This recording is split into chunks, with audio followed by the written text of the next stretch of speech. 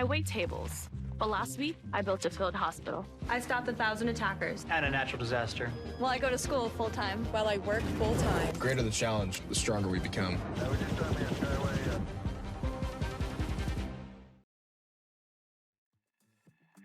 Well, good morrow, friends, and welcome back to the Rallycry Collegiate Series. It's playoff bracket. It's day number 2 on this fine Sunday. And listen, I might be Relic, but I am joined by a fine gentleman. Of course, we do wish our well wishes to Galgan, but it's wonderful to invite onto the stage, proverbially, of course, Mr. Vodable, a man of many talents, including a deep lore knowledge of CRL. Please bestow onto me not only how you're feeling, but how you're feeling about this bracket in general.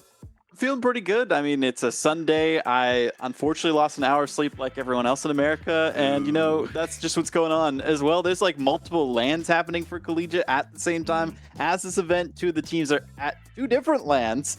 So they might potentially face off against each other in different countries because Maryville is currently in South Carolina. And then Maryville and then Oakland's in Canada right now. So it's like really interesting distances that 2 of these teams could potentially face off against each other. And this is a crazy best of 7 bracket that we're going to have some hijinks going on with just getting the teams in the lobby today.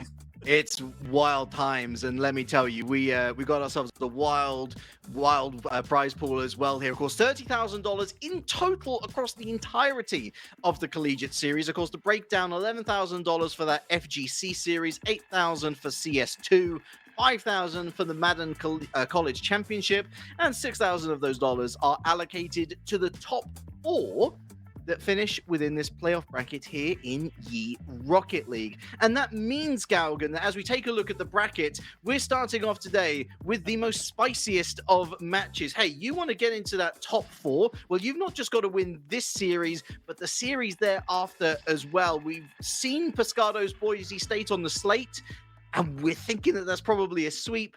Yeah. And I'm pleased to say that we're going to be covering the other side of this bracket then. Oklahoma Christian against Southern Miss Coca-Cola. I mean, that's got banger written all over it.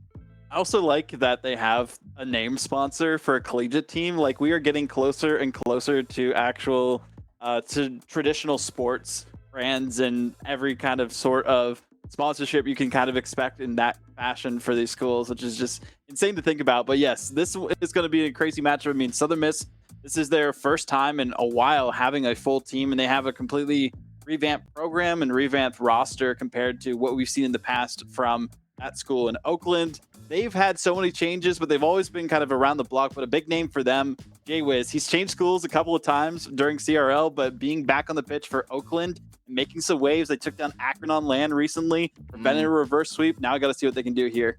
It's interesting you mentioned Jay Wiz, actually, because he's been one of the players who's been sort of on the subs bench in that sort of coaching spot role and hasn't really partaken too much in the overall action so far. I mean, we may still yet to see him today, especially with, and I should correct myself, listen, I might have not lost any sleep, but I'm still lacking the brain cells, of course. If you do win this series, you are, of course, in the top 4, but then we start to get into, well, you are definitively 4th and then definitively 3rd, so on. And yeah, Oakland, so yesterday the results, I would argue, pretty decent. 4-0 Osu Gray, 4-2 UT Dallas. I mean, for me personally, I think that could have gone either way. UT Dallas is UT Dallas. They are the anomaly of the entire bracket. They really are. But then they dropped 4-2 to Oklahoma Christian. And this was really the big question of Oakland yesterday was, would they be able to step it up against like that really top echelon? Or were they more in line with Oklahoma Christian as we were seeing them as maybe below Boise, Maryville? Well, we got our answer quite definitively, at least on that particular day, 4-2. As for Southern Miss Coca-Cola, they arrived in the lower bracket a little bit earlier on, but they did take down Drexel Dragons in a very hotly contested 4-3 series. They dropped there via the aforementioned Maryville, managed to take 2 games off them, and their first round was a 4-0 sweep over Bowling Green State, who, unlucky number 13, ran into Boise in the lower bracket. We're sorry, by the way. So it's RIP. It does set up for quite a spicy take. Obviously, Oakland, their most recent result, that loss then against OC. Southern Miss with that really galvanizing 4-3 against Drexel Dragons. But I see this one as, again, a really, really difficult one to call, VOD, especially, as you mentioned, without Jay Wiz. I mean, he's got, or else, yes, experience behind him. It's very difficult to replace that. Well, one big thing to note is that when I looked back at the VOD for that LAN matchup for the side of Oakland, that, well, he was really the player to look out for. He's been leveling up as the years have gone on and has improved so much for this team. So now we've got to really see what the rest of the Oakland squad can do. Playing in the LAN environment, Peep, as I talked about him, scores the first goal. Prophetic. Vodable. And it's interesting that you mentioned Pete, because I was going to be mentioning Sonic Boom, who, defensively speaking, was outstanding yesterday. Unlucky to be on the losing team, but he wins that challenge really well. Sets up perfectly for Pete, who's moving into that Shadow Striker position. A nice early lead, a nerve settler for Oakland University. Yeah, we really got to see what Southern Miss Coca-Cola can do now, though, to bounce back themselves. As I get a bit of a voice crack because Pete, well, cracking up the competition in the early stages of this first game. And being a best of 7, this is going to be a fight with Zaf getting that first goal for their team. It's another really nice challenge, though. Zaf does all the heavy lifting, but that commits to Sonic Boom and Whale not on the same wavelength there, and albeit a bit fortuitous, Zaf remaining in that area, able to poke it into that bottom pocket, and well, that nerve settler for Oakland University. A very quick response here from Southern Miss. That's exactly the sort of start that certainly we would want, not so much the teams. I'm sure Oakland wanted a little bit of a stronger lead or a longer lead, any better lead than a tie game that they are currently facing right now. But Southern Miss, I mean, this has been a team that a lot of people were saying has so much potential, and you can see why they've been able to make waves and try to push into that top 4 that we're talking about. Melodic, Zaf, and Astro. I mean, that is an insane squad that has RLCS level experience, been going deep into some of the close qualifiers previously, and then also Zaf has just been well known throughout the CRL scene before moving to Southern Miss. I'll tell you what, Astro in particular, oh man, this guy scored 80% plus of the goals yesterday in that Drexel Dragons series. I mean, the dude was, you couldn't stop him scoring. It was really, really impressive. Pretty impressive there. Good save from Melodic Misery as well. But obviously our big question mark over Southern Miss was, when the going gets tough, do they start to capitulate? Do they start to point the finger at everyone else? We saw a great response. We've seen a great throw downfield, and they are going to have to respond against Peep downtown, straight down Broadway, finds the opener again. And that was Zaf basically passing it to his teammate, but their teammate was not prepared on the ground, didn't even expect the center, and it perfectly set up the counterattack from Peep on the clear. I think he was just going for a challenge on the ball, but hey, he'll take a goal outside of that as well. Oh, well, so Oakland with 2 go-aheads. Southern Miss fighting from behind, not once but twice. They certainly want to do it thrice, but I tell you what, they also want to find that equalizer sharpish. Otherwise, you'd bet on this Oakland University side to really settle into affairs. And as Whale looks to recycle here, he's lucky that neither Pete nor Sonic Boom were really pushed here. Southern Miss lacking resources, perhaps. Might be the case here for Southern Miss, especially with Oakland University feeling so confident and elated after the wins that they have gotten recently in the LAN that they are playing in. They are all in the same building too, so that might be a boost that they need to move forward into the later stages of this bracket here, Relic. The LAN buff is most certainly real as Zaf does some shenanigans in the midfield. It's 3v1. Sonic Boom had 2 people chasing after him. Neither could quite get a clip on him, and that means that a chance for Southern Miss goes a begging, and Astro tries to close down Peep here, but Peep's gained so much free real estate for his team. Up the field, intercepted by Melodic Misery, falls Kanye to Wales. Zaf now moves in, tries to clear it with 0 boost and does incredibly well, actually finds its way to the midfield circle. However, straight back to that backboard. Oakland University looking super strong with this press. This is what we're hoping to see from the future Oakland roster. This squad, I mean, they've had their pitfalls. They didn't do as well as they wanted for CRL this past semester, but now that that's not on the table and there's so many other competitions like this one going on, the sky's the limit for a team like Oakland. And Southern Miss Coca-Cola, with this newer team that doesn't have as much experience playing together, that's going to be the biggest difference maker for them. Is if they can get these demos and clear out the competition, it might be enough for them to come out on top, but still weren't able to get that second goal to tie things up again. It's so difficult for Astro. Doesn't quite get the first touch he's looking for, and then he's basically trying to generate power from a standing start. This is going to fall to Zath now, who at least sets up a little bit better. Flip reset 2 past 1, but not past the second. Is Sonic Boom on hand at the pumps yet again.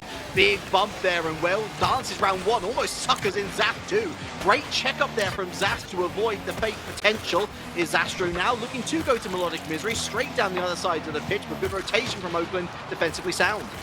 Great looks thus far for both of these teams, but Oakland is just a little bit faster to the ball and taking advantage of some of the mistakes that are coming out from Southern Miss Coca-Cola. But Melodic, Zaf, Astro, they have the experience as players, and really it's just taking time to gel as best they can. But the pass off, oh, that would have been nice to see, but it was a bit of a fake off the backboard, but no follow-up afterwards. I know they don't need to overextend, but they almost gave just a counter-attack goal away. Great confidence, isn't it, in the back line to get there in the nick of time. Only 30 seconds left now, less than, to look for that equalizer that we were speaking of so long ago, Bod. And I'm struggling to see the chances generated by Southern Miss Coca-Cola. Very reactive right now, ever since they went behind for the second time. Maybe a chance here as Zap lifts it in. Astro, again, a little bit too slow to the ball. Great credit to this Oakland side in front of net. Astro again, Zap gonna have a follow-up chance. Sonic Boom in the way. Astro was hoping that Melodic Misery would be a little further forward. They check up, they go back in field, but it's dealt with yet again. Zat's going to try and keep this up, does so momentarily, heads to the other side. Melodic Misery again does so well to keep it up, but Astro didn't expect them to put it into the area where it was eventually landing. It's a hard-fought win, an early win for Oakland. Southern Miss with a couple of opportunities here and there, but I think we'd like to see them be a little bit more industrious in their chance creation down the important side of the field. I mean, this was the Peep show. I talked about it. He is the one who's been popping off on LAN, and I feel like that is all Peep needed to come alive throughout any series this squad has been playing. I'm curious to see what the results are from some of the other series they've been playing today specifically, because a lot of those have gone down already, but nonetheless, this Oakland team completely different from what we have seen in past seasons, and Peep specifically has improved so much from the last time that I've seen them in the fall, so congrats to them. But again, that's only game 1. So many more to go here, Alec, in a best of 7. Listen, I said the cliche yesterday. I'm not going to remind everyone again today. But look, I definitely liked what I saw from Oakland. Admittedly, it almost shows even more strength in my mind that they do get that early goal. They are pegged back so early on. I mean, it was mere seconds that they held onto the lead.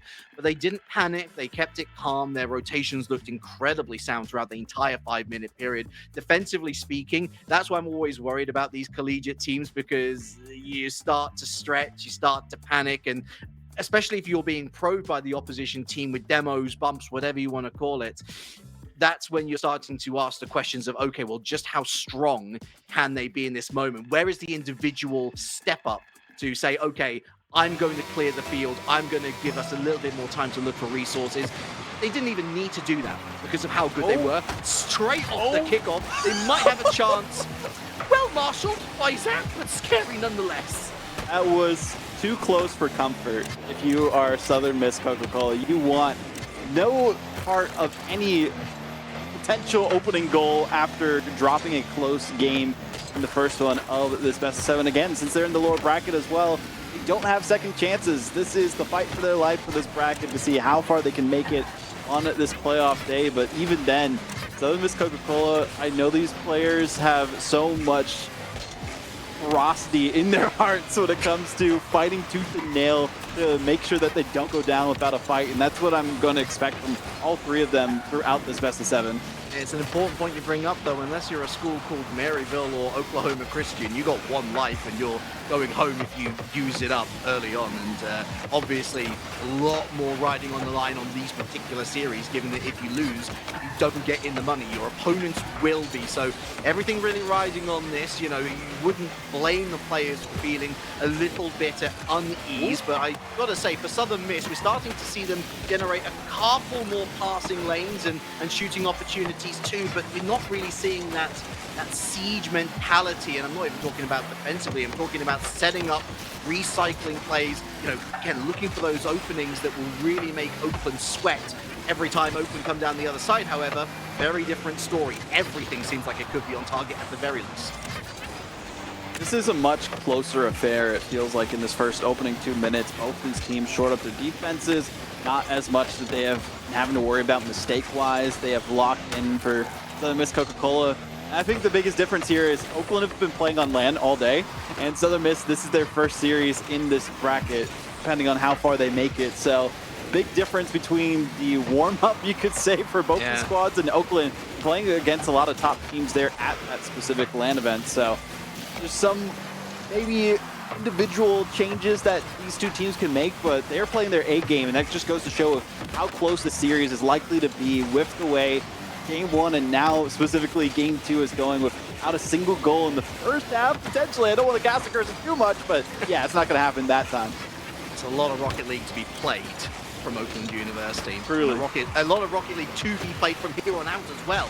It should be mentioned, of course, we're only at Game 2 in potentially a Game 7 scenario if it does go the distance. Southern Miss coming in cold, yes. Coming in fresh, also yes. And that might be something to keep in mind as we continue on in this series. Still goalless, of course, in game number 2. But as soon as I say that, another chance opens up for Oakland University. Not on target. They've got to be doing better than that. Need some more accuracy, some innovation, pulling out some different tools from the arsenal and seeing if they still work, because right now everything that they've been throwing at the board has not been sticking. I don't know how that didn't go through. Zap barely able to get a piece on it at the end. It looked like it was almost fully through the goal line, but he'll take his deep breath after that one, because I think that was a pretty breathtaking save. Oh, certainly, and Astro smart going for the far post, but again, Whale is back in town and does exactly what you'd expect him to do. Awkward bounce for Melodic Misery to deal with. Deals with it pretty decently. Interception at the midfield line, and Whale lifts it up. Maybe looking for that third. Here's Peep, far post again, but easily read by Zap, who goes for the lift. Good bump on Tysonic Boom, and Zap goes to the backboard rather than a straight shot at net. Knew that Whale was going to be there. Counter-attack. Peep, Whale destroys the opposition in front of them. Breakthrough at last. It's 1 at 1-1-1. Woo. I mean, perfect timing, angel numbers, whatever you need, that is going to be what happens here. Whale is the angel there for Peep, though, as he is going to say, "Get down, Mr. President. I will block any incoming opponents in your path to glory." And that's exactly what we saw here. With every goal so far, but it's a whole team effort from Oakland. And this is going to be painful for Southern Miss, though. The moment they start to wind up the gears, the moment that they start to look a little bit more synergous in that transition phase, immediately Oakland with a counter punch, and it sticks. 2v1 scenario, Southern Miss caught out, and they don't have much time to try and rectify things either. Scored 1 goal in game number 1. You'd expect them to score at least something here in game number 2, but the way that Oakland are going about their business now, not necessarily turtling up, but continuing to look strong defensively speaking. That's a great clearance to Whale, netted 2-0. Wow. Craziness going on right now between these two teams, but still a beautiful performance from Oakland, and finally someone other than Pete able to get on the board for their squad. Rail and Pete working together as a pseudo duo on offense. Sonic Boom just doing everything necessary to support those players, and I'm loving the synergy from Oakland. Southern Miss, though, it's not necessarily that they're doing too much wrong. It's just Oakland playing a little bit faster, a little bit cleaner and better, and that's exactly what is making the difference in these first 2 games. I couldn't have put it better myself. I think if I was to try and quantify it, it feels like a bunch of players playing at 6 out of 10 and a bunch of players playing at 8 out of 10. Yeah. Just marginally better across the board, and that is what's making the difference. A difference which has seen Oakland University keep a clean sheet in game number 2. Doubles up their series lead as well. Looking pretty handsome and all good and roses in that particular camp, but for Southern Miss, frustration. That is a bit frustrating for these teams. I mean, you're hoping for the best for both these squads, but Oakland having the land buff, I feel like they want to be more confidently getting these victories. It feels like they are squeaking by a little bit too close for their comfort, and that might not be what they're aiming for in this series if they want a complete win. Of course, they do have 2 games. They could easily get 2 more, but it is by mere margins. I mean, for the majority of that game, it was 0-0, and then eventually the floodgates opened twice, and that was it. So it's still pretty close affair. There's still a chance for those Southern Miss fans, but they need to turn it up to 11 instead of the 6 out of 10 like you were talking about, Relic. we're one melodic misery pop-off away from this series Too much. completely opening up. So I'm totally on the same wavelength as you there. It can certainly be commended that they are just, it feels like a very administrative series so far from Oakland University. They're doing what I always talk about when I look to get back into a series of Rocket League. Do the basics first, do the basics right, then do things very well, throw on a couple of extravagant flip resets or whatever you want to add onto there here and there, but there's not really much more beyond that. When I look at this Oakland performance, it doesn't inspire me to boot up Rocket League necessarily. it inspires me in the sense of, oh, aren't they doing well? And that's about as far as it goes, unfortunately. They do need to be doing a little bit better, but of course they do have 2 wins under the docket now, so 2 more to go, and that's all they will need for the potential victory moving forward from here on out. Nonetheless, though, Southern Miss got a goal. They need way more where that came from in game 1 to have a chance to pull themselves back from the proverbial brink that they are about to find themselves in. Certainly, and I'd also go on record with saying I'd like to see a lot more from Misery and Zach. You can't just give Astro the ball and hope that he's going to score every time, because listen, this ain't Drexel Dragons anymore. This ain't Kansas, baby. Although, ironically enough, Drexel isn't Kansas anyway. I realize that that's a great reference, but it's also confusing at the collegiate level. Great fake, Melodic Misery, speaking of, gets that early lead. There we go. I mean, hey, we get paid the big bucks for a reason. We know exactly who's going to pop off when Seth almost stole that, but still. Didn't necessarily need to go for it, but style points nonetheless as Southern Miss get on the board first. And this is the big shift in momentum they need. And this is what I was talking about for Oakland. Can't be too comfortable, because exactly when they don't expect it is when Southern Miss, Coca-Cola are able to pop off. Tried to have a smoke screen of a play, but nerves of steel there for the defender. I love the call of the bluff there. You're expecting me to jump on you. You're expecting me to be a fool and to jump, and I'm gonna get bumped out the way, but no, I'm just gonna stand still on the ground, and there ain't nothing you're gonna do about it. Southern Miss, we've seen them protect leads really well. They love playing from in front. Again, a little bit more so-so when playing from behind. So this is certainly an ideal start for them, and certainly demoing in the midfield will limit what Oakland can do in the offensive phase here. Melodic Misery gets past Whale and the demo for free. Why not?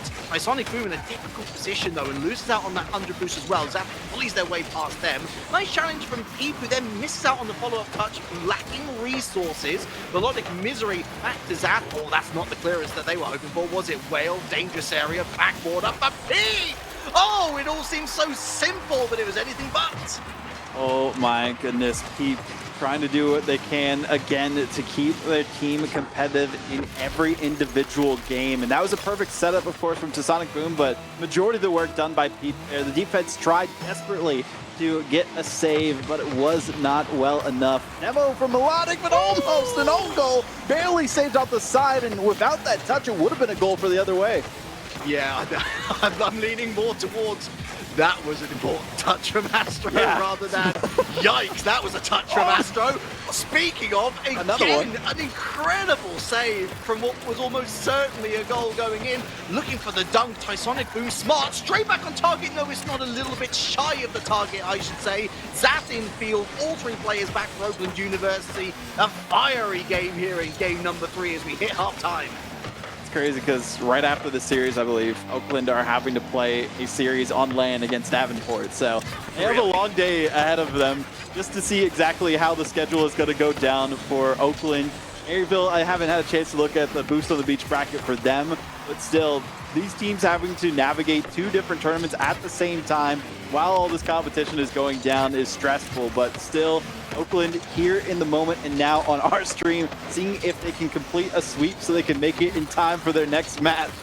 We'll see if that's going to happen, but still, Southern Miss, they're going to do everything that they can to make this a long run for both these teams. Hey, the quicker you beat them, the longer a break you'll have. Efficiency earns reward. It's certainly a nice system to have, if not a little bit stressful at times. And speaking of stress, whenever this man's on the ball, Pete, you expect something spectacular at this point. It's been getting better and better, not just, of course, the Rally Cry Collegiate series, but as you rightly say, Bod, throughout the latter end of last year and going into this. Heading into the midfield, onto the retreat it forces Southern Miss Coca-Cola. Nice cooks a pinch here, but it falls into enemy hands yet again from a Southern Miss perspective, although it falls kindly from Melodic Misery. Going for that double touch off the backboard, but nobody able to apply the finish either. Zap a little bit too far back. Here he is now, again driving towards that backboard. Just feels like a little bit repetitive for my liking, Vodable. We're not seeing those many demo plays. We're not seeing any breakups of the rotation. Oakland seem unfazed, it seems. I have a little bit of correction on what was going down at the St. Clair LAN. It's not actually them playing Davenport. They already won before they even came to the series. They play Northwood next, so now they're just warming up for Northwood. And hey, this is a great series to do just that, especially with Pete popping off the way that he is. Still, I gotta give credit where it is due. These passing plays, could have potentially gotten that himself, but hey, might as well go for the safe route. Make sure that you can secure that goal, potentially the lead here, and win if they can hold it on for the next 52 seconds. And you know, Tysonic Boom taking my advice and running with it, wiping out the last defender on the line, opening up that free shot opportunity for Pete, opening up that 1-goal lead for Oakland University. Where have I heard that before?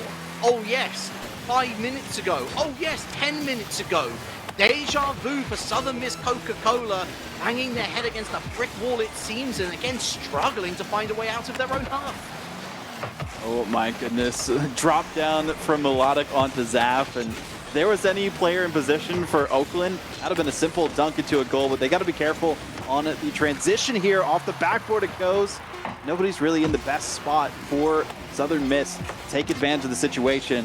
Time ticking down, and so do their chances, especially with a demo in the air to Sonic Boom. Make sure it hits the ground. It does bounce before it's 0 seconds, but no, they can't keep it up. And we're 1 game away, Relic, from a complete sweep. I don't think either of us expected that with the series. Honestly, Southern Miss hasn't gotten out of second gear. Oakland hasn't gotten out of fourth. It's a bizarre game of Rocket League where there's nothing particularly crazy to talk about. Like, there's just a set of players that are playing better than another set of players. And that's terrible analysis, but it's also exactly what's happening in front of our eyes.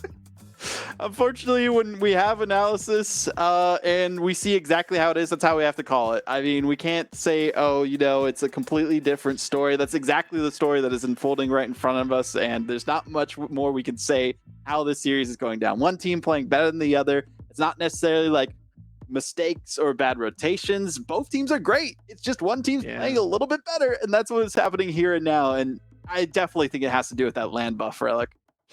You know, you know what? It is such a difference maker when you're in the same room as each other, and you can, you know, go, oh, you know, like really hype each other up. And again, I really think that point that you brought to the table earlier about, you know, Oakland have already got matches underneath them today. That does make such a difference. And I'm not here to debate between online and LAN work necessarily as a humble caster, but I do think that LAN environment really just, you know, it cranks up the pressure even more, and it really does make diamonds out the rough. And I think Oakland University had a couple of rough edges yesterday. I don't see those rough edges here today, but I do think that Southern Miss is feeding into this narrative by their lack of fight.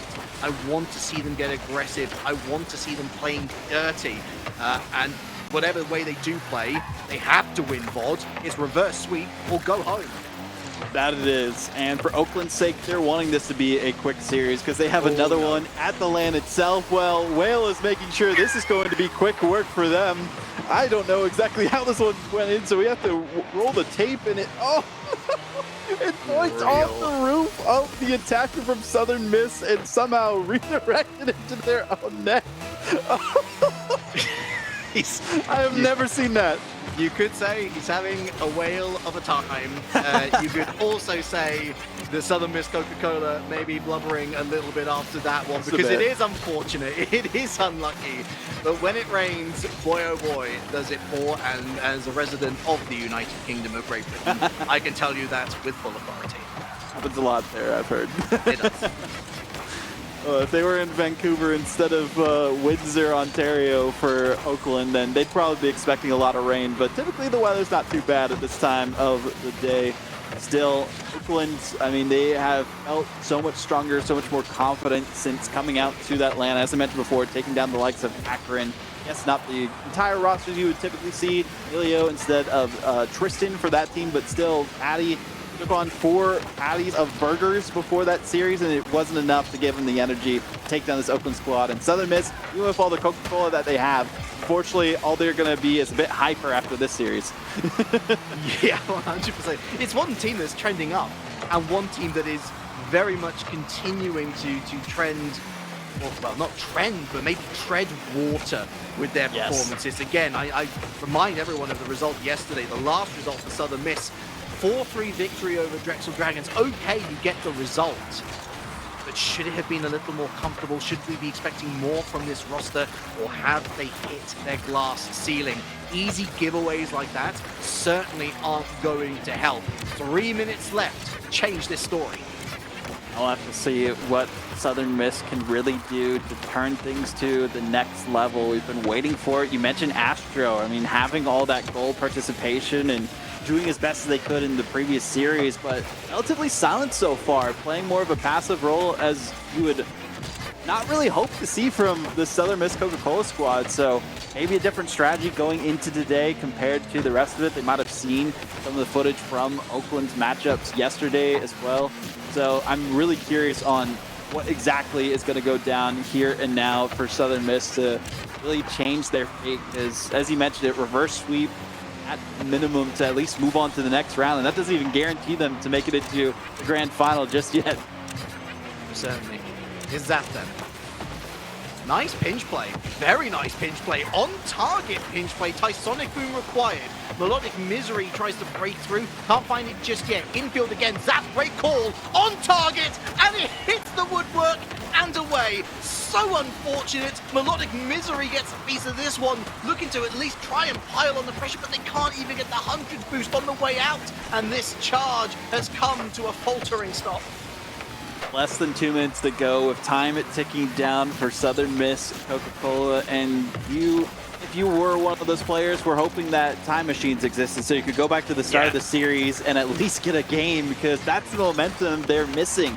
They're missing shots, they're missing opportunities, and they're missing chances here to take down this Oakland University squad, who seem to be on fire and on a roll with the series that they have played so far today. But again, Oakland University, this is just a stop for them in the bracket here and the bracket on the land. They want to go the distance in both tournaments, and with this kind of potential that they've been showcasing, I could expect some upsets onto Northwood, as I was talking about, for that specific land, but also for some of the other teams that might not be as prepared against Oakland, like Southern Miss seem to be here. It's a major glow up from yesterday in every department. They're making a usually bombastic Southern Miss side look practically apathetic. You see a bit more emotion. We talk about the toxicity allegations here and there. Maybe a bit of toxicity might be what's required here. Just something, anything, a pulse perhaps, but time is running out for them. Just 30 seconds left, and they're again stranded in their own half. Stranded in their own half, and you could say toxicity might be an issue or a benefit for them, but even with that, Southern Miss Coca-Cola, they aren't cutting each other off. They aren't making typical mistakes you would see teammates who don't trust each other, so I can't even think that that might be a potential issue for the Southern Miss Coca-Cola squad. It's just Oakland are playing better, like we said earlier. Less than 10 seconds ago, open opportunity, saved by Zap, one final chance, then to get a shot onto the net, but keep with the save of the game, and that will go down in history as some misery at Southern Miss Coca-Cola, as it will be a sweep for Oakland that none of us expected. And it took him to the surgery suite. That was clinical from Oakland University.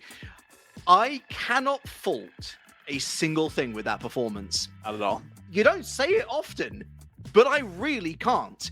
There was maybe the odd mistake, the one mistake here and there, but no team is going to play 100% perfect in a game of Rocket League. You want to get as close to that 99% as you can.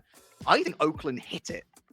They hit it right on the nail, and they are hoping to keep going until it's all the way through the wall, and that they can push through their boundaries that have been set in the past. And we've seen Oakland have some decent performances here and there in previous events and previous seasons of Collegiate Rocket League, but this is a really good showing for them, and I'm hoping that they can continue this throughout the rest of the day.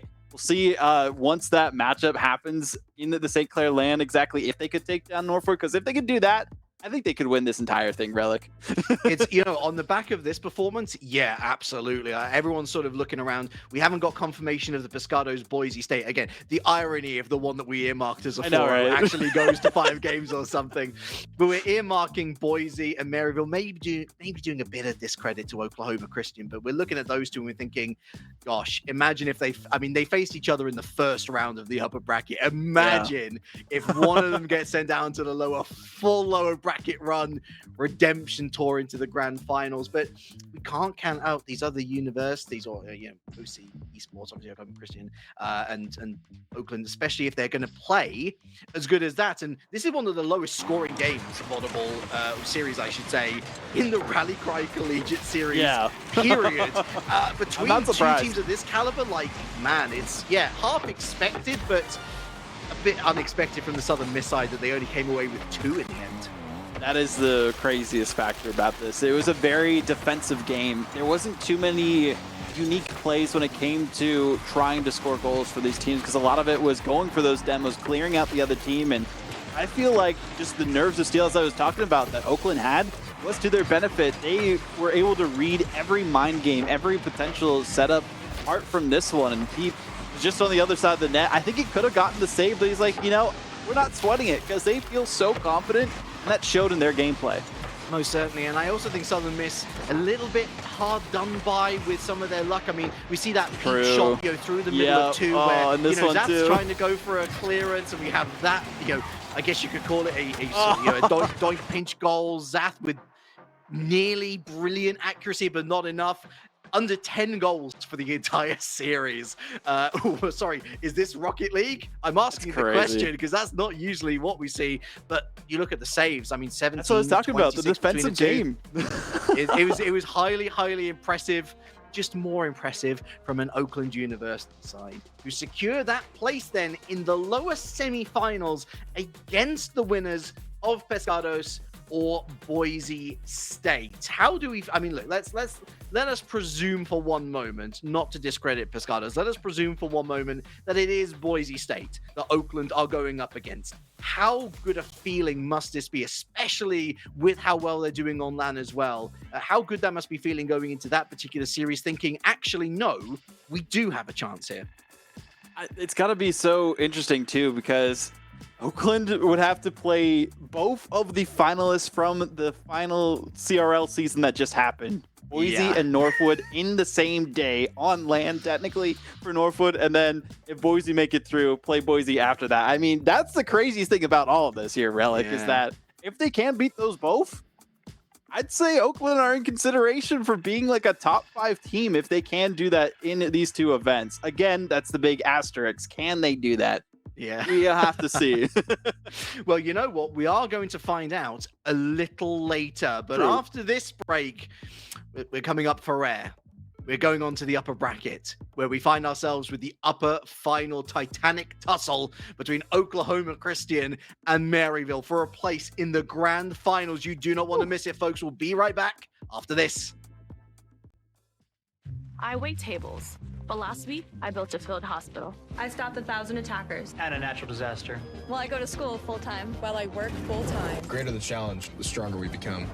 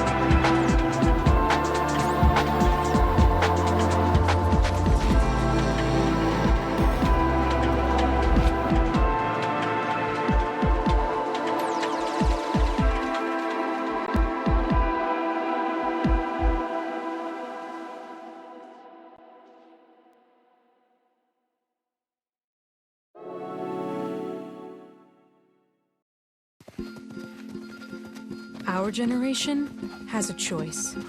Turn away from the world's problems or chase them down. We refuse to sit back and watch them pass us by. Watch us fly ahead. Rise to every challenge and overcome anything. Watch us become the next greatest generation. What an insane matchup that was, Relic. Seeing it go kind of down to the wire in some of those games, but be more of a defensive masterclass for the most part. And then just some unfortunate mishaps for the side of Southern Miss Coca-Cola, where they were hoping for the best, but they got 4-0 swept. We'll have to watch the rest, unfortunately, in the backseat of the car this time instead of the driver's seat as they were hoping to the rest of that bracket. Such a tease. Every game, pretty close, but never close enough for Southern Miss Coca-Cola. Only led once in any of those games, and it was oh so brief an experience, it seems. A shame, really, but that's part of the joy of tournament play from a spectator perspective. You got to turn up on the day. This, this isn't like a build-up of leagues and weeks after weeks after weeks. This is a hot drop bracket, and they drop cold.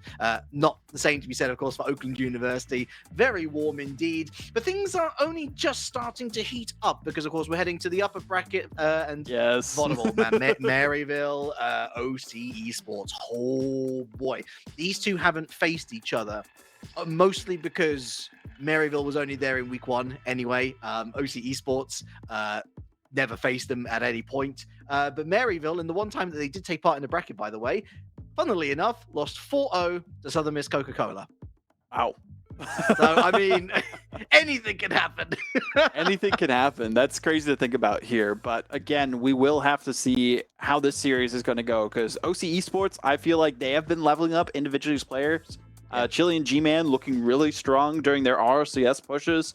They have individually had this past split, and also in some of the other events that we saw, Bundle Bash that they participated in with different squads, they look pretty good. Maryville, this is a whole new Maryville compared to what we're used to seeing. I think they have Buddy on their team now. They do, yes. And he's moving over from Northwood, playing second fiddle on the B team there for a while, and Adam as well moving over from that B team too, with Knight sticking on the squad. So this is basically like a refurbished Northwood White with Maryville colors is what we are seeing against OC Esports. So I'd say both these teams have very good odds to take this series. Got plenty of toppy tier experience behind them as well in Maryville. So, they've got a wide breadth of tournament experience behind them. OC Esports, though, what I really enjoyed about them yesterday was their ability to interchange. North actually had to step in for Chicken for the majority of their last series, of course, beating the aforementioned Oakland University 4-2. And it looked just crazy. roster with North. I'm not gonna lie, North was really comfortable at the back. They looked a lot more stable. These are 3 very aggressive players otherwise. But Chicken, he's gonna want to again shut me up almost immediately. An own goal potential, almost a target again via Chicken. Look, this one could go either way, and I love the unpredictability. It's funny that in Collegiate Rocket League we have a player named Cluck Cluck and a player named Chicken. I mean, it's just the greatest collegiate esport that is out there. But OC Esports, Maryville, I mean, both these teams have so much potential. This is a battle for the West for these two squads. But now Adam, of course, he was the star of the show for Northwood White last semester, and I'm expecting big things from him on this Maryville roster. But Knight, what an amazing setup. Yeah, I don't know whether it was a mishandle or a fake. We'll give him the benefit of the doubt. Fake, allowing Adam to become that fox in the box, launch at it into an area where no one could save it. I think that's ingenious from Maryville. Almost go 2-0 up. Again, almost go 2-0 up. This time the woodwork denying them as much as Chicken tries to get away into the midfield. Knight with the turnaround, the lift up, backboard, Buddy, infield pass. Knight on the other side, easy as it looks. Maryville. Wow, this is the Maryville we expect to see. I was so confused too because at the Boost on the Beach land, they weren't at the top of the group that they were in. They were 2-2 for some odd reason. So Maryville, maybe they were saving all their eggs to put in this basket specifically so that they could take down Chicken with an army of chickens. I mean, listen, so who's cooking the dinner? Who's cooking the dinner at the end of it all? Well, Maryville so far has really confounded the critics. We were looking at that first round Boise-Maryville matchup and thinking, oh God, you know, Maryville, if they lose that, are they going to have the will, the desire to go for a lower bracket run? But they didn't even need it for. Again, beating Boise State, admittedly going the distance to Game 7, but the fact that you even have that W on your record is so impressive, and they have not looked back since. Wow, this is crazy to think about. OC Esports, I mean, I was talking to them up a big game at Maryville. Relatively silent in some events during this quote-unquote CRL offseason, and now that they are showing up here, they're showing up big in Game 1. But again, this is a best of 7. I don't think we're going to get 2 sweeps here, Relic, on the day, but who knows? It would be incredibly unfortunate for you if there were 2 sweeps on the day, because I was hoping that we'd be able to give you 2 absolute barnstormers, and that might still be the case, of course. 2-0 leads, better than 1-0 leads. Still slightly too precarious for my liking, and we're starting to see the passing plays connect for OC There we Esports. go. G-Man, he is the man. That's what I expect to see from G-Man. I mean, was able to take control of the situation, but Chicken, that was a beautiful pass directly to him. Had the pre-jump into the air, of course, as well, but could have easily been taken out of the equation by the Maryville defense. I like the ingenuity from OC Esports, and this is feeling like a more mechanical game than the last series. Was beautifully weighted, and I think perhaps we should be expecting more mechanics given the 6 players currently taking to the field. I mean, just on name value alone, they have that step up in quality that we would certainly hope to see, which we are seeing. And Maryville, their feathers rustle. They're looking to go for that third to re-establish some semblance of comfort. The G-Man through the corner. He's going to give this up to Adam. Maybe the plan not going, well, to plan on that occasion. Set up for Maryville pretty decent. On target Buddy. On target Knight. Save from Chili, and G-Man plays it slow, but steady at the same time. Into the midfield line. I think that was the wise decision there for G-Man. He saw that Buddy was mirroring him, didn't have much boost at the time, but didn't exactly know that that was the case. So could have easily been challenged in an odd position and given away full control to Maryville. We did eventually see that happen, but OC Esports were able to delay pressure for mere moments, and that matters so much in just a 5-minute game. Still, OC Esports looking for their second, and to get that, they need control of the ball. It seems to be ripped away at every angle by Maryville University. So danger here. It's Maryville encroach on blue territory, but the breakout opportunity is here. Chicken, great demo! the demo! Oh, Chili! Too spicy for the Maryville defense. That was beautiful. Chili setting up Chicken, going for the demo, clearing the way, and that's the second time we've seen him play like that today. I gotta say, he is doing a good job to shut me up. Calling the roster more balanced, were you? We don't need balance, we just need better creativity, and they are providing it in spades. 2-2. 60 seconds left, it's on your screens, folks. But Maryville, again, with every lurch forward, they really look a threatening force. Ominous, you could say, but they do have to get that ball over the line in the first place. Of course, a reminder, we haven't seen it today. Should we hit 0 seconds with high goal situation, that means overtime, that means golden goal, that means that it is all up in the air. Well, with it being tied 2-2 and time ticking down, both these teams are going to try and push their limits to make sure OT is not a possibility. Demos come through, bumps happen, but Chicken is inevitable here as they try to cross the road and answer the age-old question. Setting up the backboard for Chili, just has to drop down for G-Man, but nobody goes for it. What is happening? I mean, G-Man went for it, he just missed. Yeah. He just missed. I think he expected a challenge, though. Possibly, but then you get inside your own head. Not exactly what we'd expect from G-Man. I called him the connoisseur of confidence yesterday because, I mean, listen, we were doubting whether OC could get back into the Open Series. They were losing 2-0, by the way. Oh, and they almost lost 3-2 here. But for the woodwork coming in handy yet again. Overtime locked in. Wow, that was stressful to say the least. G-Man now trying to go for redemption with the flick, but will be denied by Adam. Not going to be so easy to dunk on one of the highest scoring players in CRL the last semester. Still, OC Esports no strangers to danger themselves. Chili, G-Man kind of getting tossed up a little bit, but that's okay. The defense seems to be having the same issue for Maryville, so both these teams can tell that this one game is going to matter a lot throughout the rest of this series, because that could be the difference between winning and losing based on how this one goes down. Boise, though, get the win over Pescados, which is Fisher. Still, we'll see how those matches go later on in the bracket. Would you believe it? They did get a game. They did get a game. It was a closer one than Oakland Southern Miss.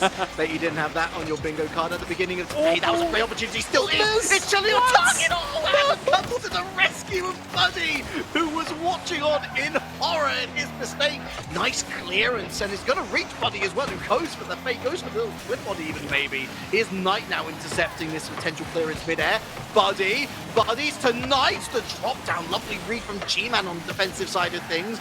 We continue rotating through the Maryville offense here. Adam, musty flick, a little too far past post. Flip reset into a musty flick. I talked about mechanics before. That's exactly what we were seeing. But mechanics over matter, it feels like, because demos seems to be exactly what these teams need.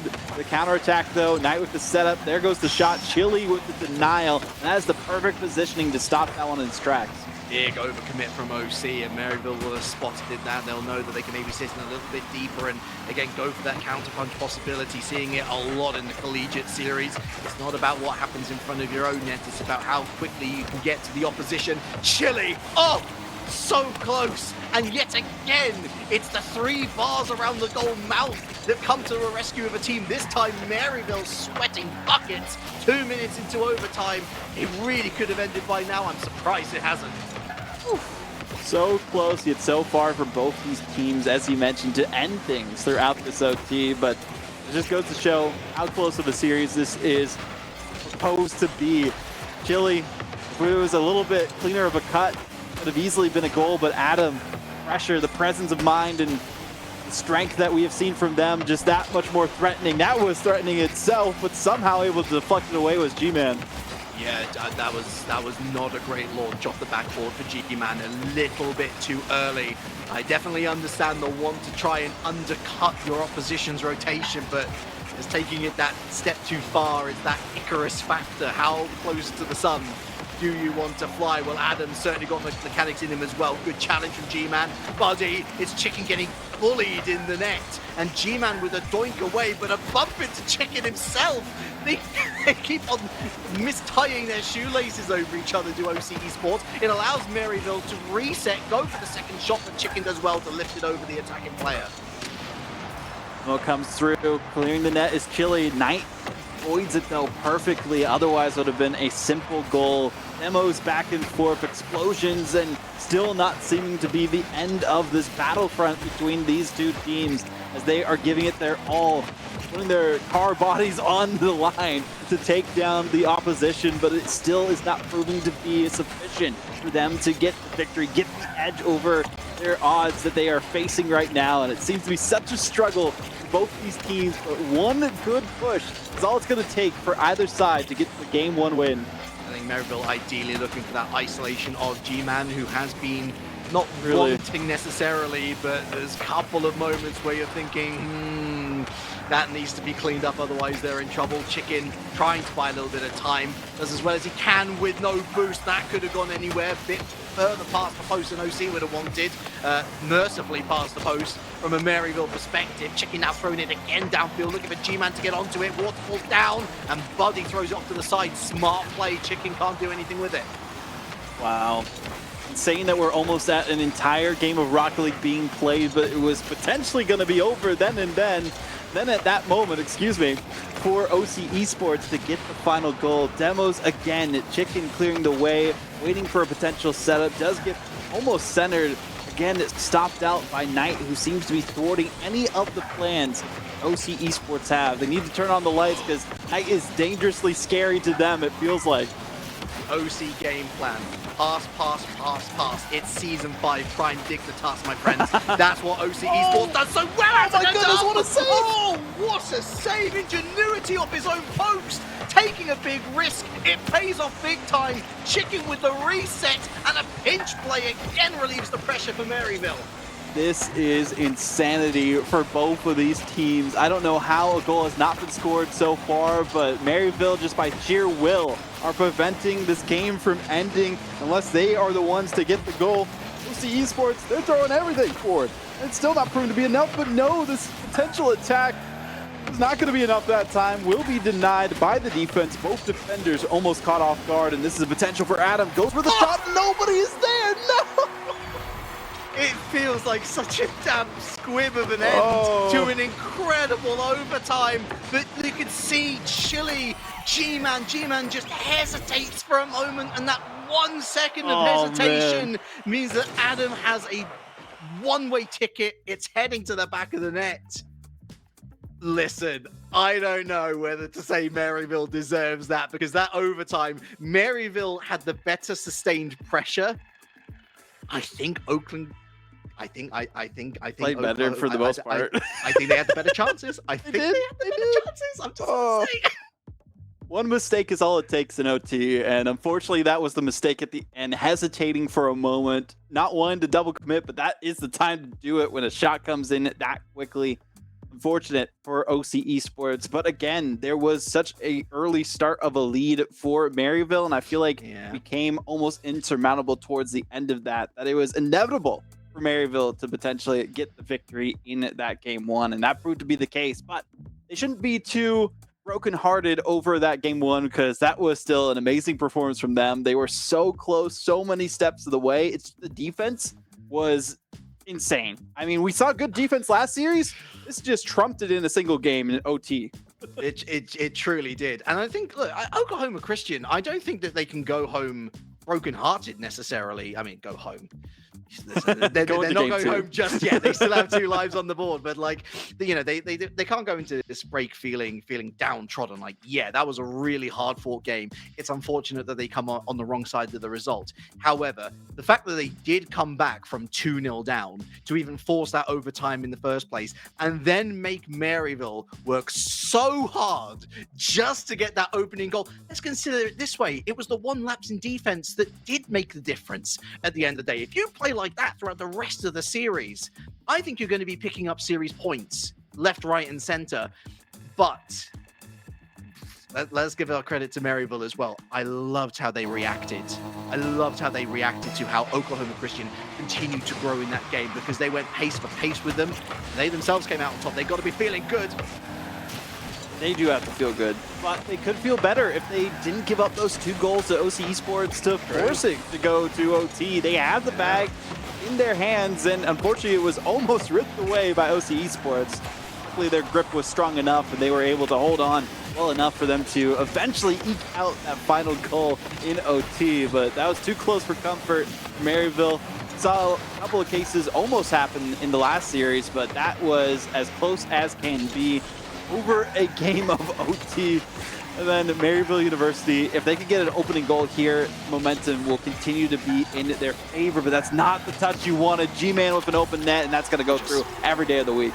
Exactly what they were hoping for. Not even an overcommitment from Maryville, just a poor touch from Adam. G-Man's already on his bike. The follow-up simple.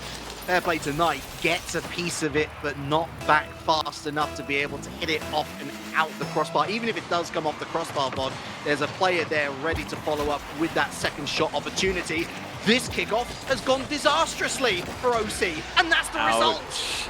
Ouch, that's gotta hurt. I said they were broken heart before, but now they need open heart surgery. It feels like, to get the blood pumping so that they can at least have a lifeline after that kickoff goal went so disastrously. But again, it's not over yet, still tied, and it's only been not even the first minute yet in game 2.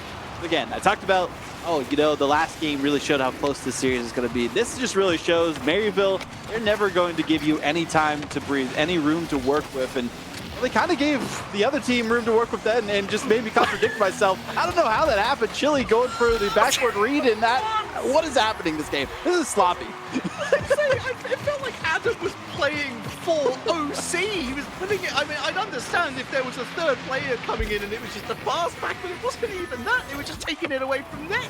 And OC's like, okay, let's run with this plan then. Go straight down the other side, re-establish that lead. Where's the great defense gone?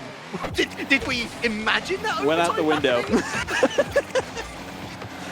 I think there's just so much pressure that came to a head at the end in that OT, and then they took a big sigh of relief that it was over, and then realized, oh yeah, that's only game one. This is a best of 7. They have to strap in for the long haul. Well, OC Esports, I mean, they're glad to take the lead again so quickly after they gave it away in that kickoff scenario. But Knight looking to just do everything themselves, somehow saved away, but that was beautiful. Adam, if they did not get back in time, that would have been an easy transition goal. Yeah, and there was a little flick over, wasn't there? It was very dangerous indeed for Merivale, who threw the kitchen sink at that and still didn't come out with any sort of reward for it. Adam looking for Knight, who's on this right wing. Going inwards, it's going to be Adam. Oh my word, who redirects it, hits, shatters, bends and breaks the woodwork, but it doesn't go invulnerable. That's the crucial thing. These shots all look very nice and pretty, but you actually have to get it across the line. This aggressive playstyle from Maryville is so interesting to see too. All 3 players, all offense, all the way. No OC Esports.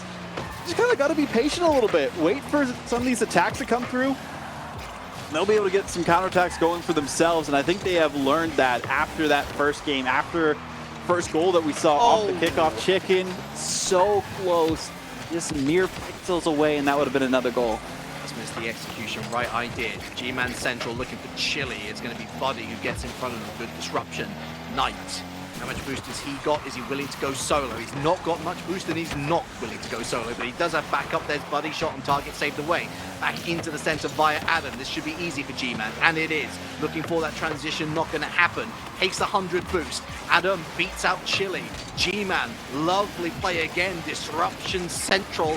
The Adam, the turnaround, the potential flip, but Chili having none of it. Brilliant defense back on song, OC Esports. This is stressful. That's all I got to say about this series. But OC Esports, they are taking it in stride, and that's exactly what they need to be doing. Time ticking down. Got to see what Maryville can do to turn things up a notch. I mean, they've been trying to do that on offense. It bit them in the butt twice for the 2 goals that we did see scored against them in game 2. And OC Esports, since they got that opening goal, and especially the second one, they're feeling so much more confident even after that crushing fortunate loss that they faced in OT. And again, this just goes to show how confident this team has become over the years. And OC Sports with Chili and G-Man and even Chicken stepping up to the plate. It's exactly what we want to see for this squad. Very impressed with Chicken, gotta say, especially in the face of North doing so well. Great to see him being creative. That's an open net. G-Man not willing to go for the slicer. The setup for Chicken was sublime, but Knight meets it. Brilliant play, but just 45 seconds left. They need a goal, not more defensive masterclasses, Maryville. Less than 40, and there comes the shot. G-Man again. You talked about defensive masterclass. That's exactly what we were seeing from them on the backboard, taking the day and paving the way with those demos too, but denied access to the Maryville half. That's exactly what Maryville needs, but they need to just take G-Man out of the equation because he seems to be the solution to every problem for OC Esports right now. Good lift. Again, OC Esports stubborn, the runaway. Buddy needs a good pinch opportunity. Demo on Chili does open up the possibilities, but Chicken with a masterful, and look at that bump on the, oh sorry, miss on the backboard, I should say. Chili with a free shot, almost sinks it too. What a response from Oklahoma Christian. Wow. High series at 1-1. Good bounce back, and I'm actually typing to the new coach for OC Esports, Pass for the Pass. Shout out to our fellow caster there. He's really just noticing that Maryville being so aggressive with their playstyle to their detriment, and that's exactly what happened in that game. They weren't cool, calm, and collected. They weren't as ready for anything as it seemed like they were in OT. They wanted to make sure, hey, we got scored on twice in a row, and we shouldn't have had that happen with the caliber of players that we have here. Let's turn it up to 11. Well, they turned it up a little bit too far, overclocked things, and then their PCs blew up. And that seems to be the case of what happened on defense there for that game too. You know, you want something more like a heartbeat monitor. You know, like a beep, listen, you need to have the calm moments where you're harvesting resources and then you go again, then you turn up the wick. If you see a heart monitor and it's like up there and just a flat line, not a great situation. And actually, I think it benefited OC greatly, simply on the fact that they were able to get into a defensive rhythm. You know, the pace kept on ramping up, but they were so comfortable with their rotations that as soon as they saw that window to strike back, they took it with aplomb. Okay, they only get 2 goals at the end of this particular game, but those 2 goals are enough. And any other attempt on target was something that threw Maryville out of rhythm. So I think that's a great response overall. But do Maryville adapt from here on out? Like, that's always the question now. Yep. Are OC able to continue this form? Are Maryville going to do exactly the same thing again? I doubt that very much so. I'm so curious to see how it is going to go for the rest of the series. Do we go to 7? Is it just going to be, oh, Maryville gave up 1 and then they readjust and recalibrate themselves to just dominate the competition? Curious to know until we get into game 3, but we mentioned it before and I keep mentioning it here for good reason. This is going to be a close series, and that's exactly what we have seen so far.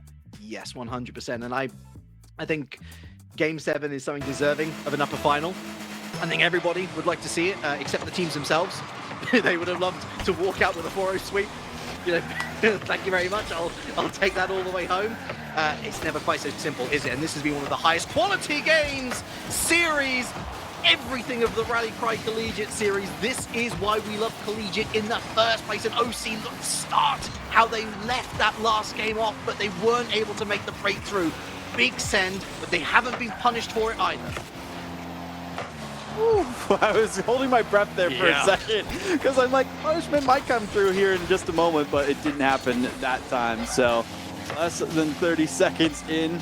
Well, at that moment for the holding breath time. Okay, no one was in position afterwards, but that was still a beautiful pass from D-Man. Still, OC Esports, I mean, they are giving it their all. They're taking their time and trying to play with grace and humility, and that seems to be a great strategy for them. They are making sure that they don't overextend themselves and making sure that, yes, maybe we could send the whole fence at the other team, but it's not what you need. It's when you are taking these moments to yourselves and having an individual player challenge the world, and if they can beat them out, having at least someone there to support them, that's what seems to be what is working for OC Esports. And Maryville's the exact opposite. Send everyone, is what they're saying. I mean, biggest issue yesterday, Bob, for OC was complacency.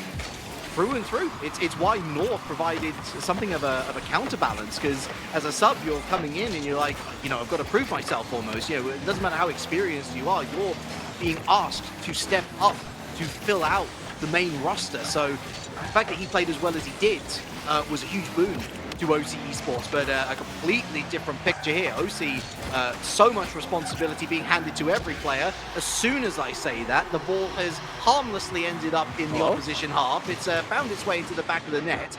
It's a brilliant shot from Knight. That's just unfortunate for the defense there. And again, Knight really just trying to elevate the play for Maryville in this game, and that's what we expect from this veteran of Maryville, the only remaining player on the main roster from the original roster last semester. So even with the synergy that you expect to see from Buddy and Adam, Knight getting those kind of plays is huge for them, but I don't think that one goal is going to be enough for a victory here, Relic. No, I agree, and honestly, I think OC Esports is going to be, I mean, they're going to be baffled that Knight got enough power and got that on target as well from a very difficult angle. Great musty flick again, equally good save, but you've got to be asking yourself, that was a slower shot than perhaps you'd expect otherwise. Should there be someone there? Were they overselling themselves? Maybe, maybe not. Maybe. Half the game left to, again, find a remedy, find some sort of an equalizer, but this all-out attack from Maryville is at least producing results at last. Chicken just feeling so confident, I'm noticing here as well, and the way that he's able to perform. So close! The bump was perfect, got the angle, just mere centimeters away from scoring that into the net. No OC Esports are going to want that one back, but again, speaking of having it back, E-Man, pop-up, nobody in position though to fall through. Chili with the shot towards the net, and Adam just bails out the whole defense because he wasn't there. That was going to get slotted into the back of the net that time. Yeah, listen, we all like kisses, but we don't like those lips. Those lips between floor and post, they are so annoying, whether it's going to deny you a goal or whether it's going to trip you up if you're rotating in back fast and you somehow get caught up on it. They're nasty, nasty things, and Wow. OC Esports is going to be cursing the day until they can find themselves another goal back in this one. Certainly better, great demo. There's a pump on Chili as well. Players flying, flailing about in the orange nets. Over 2 from Chicken, all on his own. Some G-Man now going for the backboard. Sharp angle, Knight able to corral this under his control somewhat. Still dangerous. G-Man, Wow. Knight in the right place at the right time. The Chicken just trying to play interference onto Adam so that he couldn't even get anywhere towards that ball. Chili having to get that one up a little bit too early for their liking, was expecting more of a quick aerial attack from one of the defenders for Maryville, and wasn't feeling as confident with the control that they had on the ball at the moment. Now back on the offensive side of things though, let's get the center. It'll be Adam in position, and you can tell OC Esports taking their time figure out where they want to fully commit, because once they do, if they miss, Maryville are poised to get that second goal and secure the game win and the second game under their category for this series. But G-Man with a good shot, not enough just yet to squeeze past the defense. Maryville knows, as soon as OC send the Hail Mary, that it's going to look a little bit easier for them to score down the other end. Adam goes wide, the Toying Cup burns more time off the clock, G-Man reacts well, pushes forward, Chicken's looking for blood, a stop, through the corner via Chili, back, Buddy's on the backboard, Adam with the transition, not on target, but enough time has been burned. It's keep it up or lose the game. That is the order of the day for this OC roster. G-Man past one. Oh! Bit of a meeting in the middle, bit of a spaghetti junction. Yeah, but getting away with it. Maryville, 2-1 up in the series, lead reestablished. That was insane. OC Esports so close a couple times here and there, but close is not enough here for this series and for the victory. And there just only being a single goal is crazy to me as well, because the one goal was not really being too far out of position. It's more just Knight was able to get an insane touch and read on the play on the transition, and then, well, you couldn't really do anything because it was already too powerful and too far past you at that moment in time. Still, OC Esports trying to see if they can lock in this next game, tie it up 2-2, because again, they are not going down without a fight. 100%. And I think that I don't even think that Knight necessarily intended for it to be a shot that was going to be converted into a goal. No, I don't think so at it's all. just sort of like continue to clear the lines, and then we'll try and figure out something from there. Just lucky for him that the OC defense wasn't at home. The door was very much unlocked on that occasion. So bit of a to and fro series then. Still incredibly high quality, but that definitely felt like a regression from both sides. Even though Maryville was looking the more aggressive, it was nowhere near as steely as we saw in game number 2. To their credit, I think they looked a lot more secure at the back. We'll have to see as we get into the next game how things are going to go down. Will it be OC Esports bouncing back and tying things up? Will Maryville force it to be a match point there specifically? Again, doesn't matter who technically wins this, because there's still another chance if you lose to move on into the grand finals. So this is just one step in the journey. It does matter if you want to make that much easier for yourself and guarantee a spot in the grand finals for winning this series, but still everything on the line. And if you can win this one, why can't you do it again if there is a rematch in the grand finals? And Buddy trying to do something here. It's been relatively silent on offense, I noticed, until that one shot. Yeah, there is only one unknown here, and that's going to be the final score, but this is still very much a Willy Wonka experience in that you're going to get that golden ticket through to the grand final if you make it to the end with a W next to your name. And 4 minutes 30 left on the clock, still plenty of time to make that difference, to pop off, to stand up for your team and really show the opposition and us that you are going to be counted amongst the very best in the collegiate scene at this moment in time.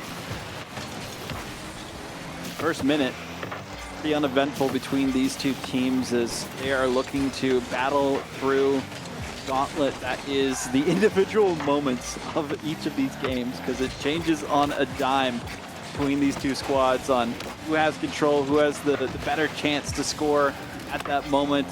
I'm liking these possession plays from Chicken. The dunk as well, almost in the net again. It just seems the unfortunate fashion that we saw the goal go in OT in game 1 seems to continue to plague OC Esports, except on their own caliber of goals they are going for. It's a mathematical equation. Chicken plus sauce equals dunk. Unfortunately, not a good enough dunk for OC Esports, and the rostrum demoed is Chicken. Speaking of, and Knight, again, he's done so well at both ends of the field, really love. Not exactly a box-to-box style player, but somebody you can definitely set up for the transitional play as a beauty. Adam, disruption, chilly forward, goes to the wall here. G-Man in support. Nice turn up of pace off the top of the box. Buddy makes the save. Waiting on the wings is Chimkey past one. Wow, Knight avoids the bump and gets the ball away from a dangerous area. Touched by Man 2 on the clear, but not much of a follow-up afterwards. Gave up too much control. Made it a bit harder for them to sustain themselves on offense, so going for some more plays before they can back up on their own end and pick up some boost along the way. I feel like in this specific game compared to the other ones, boost control and management will be a huge factor between these two squads. They try to speed things up and change the pace for the better, depending on which squad is able to speed things up to their liking. Both Maryville and OC Esports having to just guzzle as much boost as they can, but demos coming through don't make it any easier for OC Esports. Maryville surrounding them like a pack of hyenas, hungry and chomping at the bit for their first goal of this game. Let me tell you, Bob, nobody is laughing. It's very much try-hard mode for all 6 of these players. Definitely feels like who's going to be able to pre-read an errant touch, or who's going to be able to pre-read where the ball falls after a challenge that ends neutral. Less than 2 minutes now. No breakthrough for either team. Really equal chances for either side as well. Nobody really with the advantage as of yet. Looking for a cute touch there. G-Man ultimately follows up, but Knight again on cleanup duty. It's Isle DFH, and he is the janitor right now. Unfortunate there after the passing play that Knight was in a perfect position to stop that from going any further. So will be the case where OC Esports have to go for another pass off the ceiling, though. It's wide open territory, but nobody, okay, I was about to say nobody it looked like was in position, but also nobody on the defense was, and Chicken will take advantage and get that goal. Big double commit. Buddy really should have had a little bit more faith in Knight, or at the very least, if Knight was going for it, if he was going to miss, Buddy should be in a much better position than removing himself completely from the play. I'm glad that OC were able to react to that as quickly as they did. Chicken in particular, it's an open net. It would be a disgrace not to score it. Maryville's going to be kicking themselves. 65 seconds left. It's funny. Bass watching the stream a little bit behind from what we are seeing is like loving how they're playing, just need their team to score, and that's exactly what happened with Chicken there, just spoken into existence, and that's what OC Esports are doing here and now. They are looking on top of the world, but one goal, will it be enough? 1 minute is less than the time that they have. We see it now, Chicken just playing out of their mind and exactly where we wanted them to play this past season in CRL, and they have leveled up their playstyle throughout this series. Again, as I keep saying, is that going to be enough for them to take down Maryville and tie it up yet again? It's wide open. Knight can get to it. He does get the save, but G-Man with the finish. Oh, that's the softest touch you could have ever seen. It's a scuffed save. Oh, you gotta feel so bad for Knight. It's like that meme where that guy's just been woken up by a torchlight. You're desperately reaching for your phone to turn off the alarm, but not able to get there successfully in time. That's gonna be a breath of relief for OC Esports, and maybe they can look for a third. At the very least, they need to delay proceedings in the midfield as a lash from Buddy is saved by G-Man. 15 seconds left now, and look at Maryville. That is the Hail Mary. That's in field. It's dealt with well enough by Adam, but they need 2 goals, and they need 1 goal at the very least right now. Right now has gone. Vodable. That's how quickly these things move. OC Esports tie things up again. They did get a goal on the buzzer, but it's a 1-goal game nonetheless. 2-2, going the distance, or at least a couple more games for both these two teams. It's not guaranteed game 7, but it is slowly approaching that. Insane to see how this is going. Again, getting some insight from Bass. Loving to hear this conversation from him. Told Chicken to go full aggro mode and have him in-game lead so the team allows him to cut and focus rotations around him. is working so well. That's exactly what we're seeing here. And one thing I wanted to note too, apparently Chili is from OCE, and being on OCE Sports, I feel like this is fate. That's amazing. Player. It's incredible. It's all coming together. Also, Bass, don't give away too many of your secrets in chat. Maryville might be watching. Be careful, my friend. Or maybe he's just that giving of a guy. He's pretty nice. I have no record. Goodness. But, okay, look, OCE Sports. Listen, we can hype him up. We can get super excited for Bass. We can get super excited for this team. Once they've gone behind, once they've brought it back, once they've gone behind, once they've brought it back. But we're getting into that territory, Vodable, where the next winner is on match point scenario. They absolutely have to take the lead. Otherwise, they're giving that shot of confidence to their opponents. Maryville, I think if they see that match point in sight, they're gunning for it. Apparently, Chili was also on Dumb Luck Esports in OCE and made top 24 in NA this split. Is one round off of RLCS. So that's just crazy to see. These players in CRL are pushing the envelope and moving across continents to see how they can level up their game, get an education, and also participate in these kind of events. And that's just the greatest thing of why Collegiate Rocket League is such a great atmosphere for these teams, because you get the top level competition and the best storylines that are out there. And this is not even done with the series at Relic. We're only partway through, tied up between these two teams. But as you're mentioning, if OC Esports wants to win this, they need to get the victory in this game. Lovely setup initially. Adam has to score, and he does so. Beautiful from Buddy. I mean, after the 0-second goal we saw from Adam before, we kind of expected more pressure from them, and all three players were in a position for that to be converted into a goal. If it wasn't Adam, it was going to be Knight. They're just having a smoke screen in front of the net. So Maryville, they are doing everything right to start off strong in this game 5. But this isn't a best of 5, it's a best of 7. So they still need more where that came from in terms of goals and games. Well, I don't know how much G-Man knew about this, but sometimes they giveth Adam, and sometimes they taketh away, and the deities of Rocket League most certainly took away from you on this night. Took a bite of the apple and regretted it, I guess you could say there. But Maryville, we will see OC Esports quickly tie things up. And that's not the first time this has happened in this series, Relic. That a goal has gone through and then a crazy kickoff goal happens to come to fruition afterwards. But OC Esports trying desperately to make sure that this game is going to be the one that counts to get them the lead, to get them onto match point and take down Maryville University. But Maryville, I know I've been talking so much about OC Esports. That's because Maryville are literally doing everything right for the most part, being as aggressive as they can be and not really making too many mistakes, forcing OC Esports to pull out insane plays to take them down a peg. And it just goes to show how strong this Maryville roster is.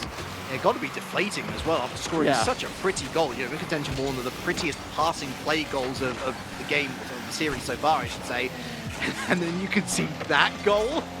That goal, really? But that's just how the cookie crumbles sometimes. It's that mental resolve. You just got to brush it off and say, oh well. From an OC perspective, they're going to be annoyed that they actually conceded a goal straight off kickoff themselves. Everything writes itself eventually. Balance is key in the universe. Yin and yang, whatever other cliche you want to throw out there. 3 minutes 30 left to make another difference. Well, some updates from the land that Oakland is at. Unfortunately, they got swept by Norfolk, but kept it close for the most part. So we'll have to see what can go down here and now. OC Esports looking for anything necessary to get an advantage over top of Maryville, but currently it is not going to be enough just yet. Saw that aggression that we were talking about, the in-game leadership that Bass was alluding to for Chicken. Well, this is some great looks from them. A follow-through again from G-Man, but will be denied by the defense. They got to be careful. A good pump, though, saves the day. Again, I don't know how much G-Man knew about it, but he's going to be glad that he was in that right place at that right time. Lovely pressure from Knight, though. Here comes Adam. Dropped out, and a save away. It's Chili who's going to register it, though G-Man was again. Right place, right time. Tim Kim. I see Tim Kim. It's Chicken, isn't it? I can't help myself but see the name. I'm like, Tim Kim Dimmer. Again, losing brain cells. It's a great game of Rocket League. Fantastic series of Rocket League, should we expect no less from, again, top 4 at the very least. We'll have to see if they can push the issue even more than that. But still, 2 minutes left on the clock here. OC Esports looking for the finish. Maryville confidently saying that all they need is an opening, all they need is a chance, and they are going to take it, but it wasn't there at that moment, unfortunately for them. Still, Maryville and OC Esports, shot comes through, and it's going to be denied yet again. It was a wide open net, but they were hoping that they would have a chance on a follow-up, and there's just nobody there. G-Man is at the center of everything good for OC right now, and here he is yet again, little boost, but goes for Chili. Oh, I think that was a great delivery. I think Chili just with the misread of how little it was actually going to drop. It was almost too good a pass from G-Man, ironically enough, and here's Chicken now looking to set up another backboard hit. Buddy is destroyed. G-Man tries to hit that top pocket. Knight with the save. Chili misses, was hoping that Knight would maybe get suckered into the challenge, not falling for it, and it's back into blue territory. 1 minute left. Chicken, G-Man, Chili looking for any recipe for success. Hoping that that will be enough to save themselves, but no! Stopped right at the goal line by Adam. Looking for another opportunity, but you gotta be careful about this counterattack potential. Maryville, the pre-jump from Adam to go for the challenge. Chili with a good clear, but Buddy denying it at the midfield. Not for long though, back into the clutches of Chicken. Chili does deny access to the ball again. But it might have been better if Chicken and Chili could have positioned themselves for the finish on that play. Nonetheless though, time ticking down off the backboard. Here comes the fall through the dunk. If it was on target, it would have been a goal. I mean, the angle was there. They just went too acute with it. Really unfortunate. Down the other end. Oh, incredible! It's a big dunk from Big Adam. Wow, that's gotta be unfortunate for OC Esports, but I talked about it. The rotations, there's not too much they could have done differently. They were giving it their all on offense to make sure that they could get the victory. It just did not prove to be enough. Maryville take one step further into the grand finals. This time on the 0 clock. They have to go the distance, the other end of the field, to potentially make this into an OT situation, but it won't be just that. Instead, Maryville make it at least to game 6, but the way the series been going, Relic, I feel like we're guaranteed a game 7. Oh, you say that though. You say that though. It's not just the fact that they won this game, Maryville. It's the way that they won it as well. I think OC, perhaps, you know, there's the glint in the eye, isn't it, of natural-born winners. They want to take it before it hits overtime, because you go to overtime, you get that reset. You run the risk of falling out the rhythm, losing any sort of momentum that you had. Maryville was so patient, and in those defensive phases, it wasn't just about reacting to the shots that were on target. It was almost like they had the foresight to see one step ahead, and that set up so many, at the very least, clearing opportunities, if not counter-attacking opportunities, as we saw with that crucial second goal for them. I think it's so commendable how well they've done to react to OC and how they themselves have adapted. And now they've got that daylight in the series themselves. Again, another question appears. Can they convert that on match point scenario? Or will indeed we be heading to game 7? That does feel like what everybody except the teams want. Well, I guess it's what OC wants now. Of course, they got to win 2 in a row. Yeah, they got to win 2 in a row, and that's been the struggle for them, is winning 2 in a row. They lost that first game in OT, and I talked about it going into this series. This first game is going to very likely decide the winner of the series, and that could potentially be the case if it is going to be Maryville taking the victory here. But again, still another 5 minutes. We had a 60-second break in between. Hopefully that'll be enough for OC Esports to get back into the swing of things and things under control, because they are just missing by fragments of centimeters for them to get these goals. And if they can get that accuracy locked in and on target, they will be on top of the world. Maryville are, well, at the start of this game, 5 minutes plus any additional from potentially making it into the grand finals, locking in top 2, and at the very least, a decent portion of the lion's share of that prize pool. OC Esports will be doing everything within their power to deny them, but for the moment, it's been poking, it's been prodding, very game 1 feel to this game number 6 VOD. And it is. taking their time and making sure they can set things up properly for success.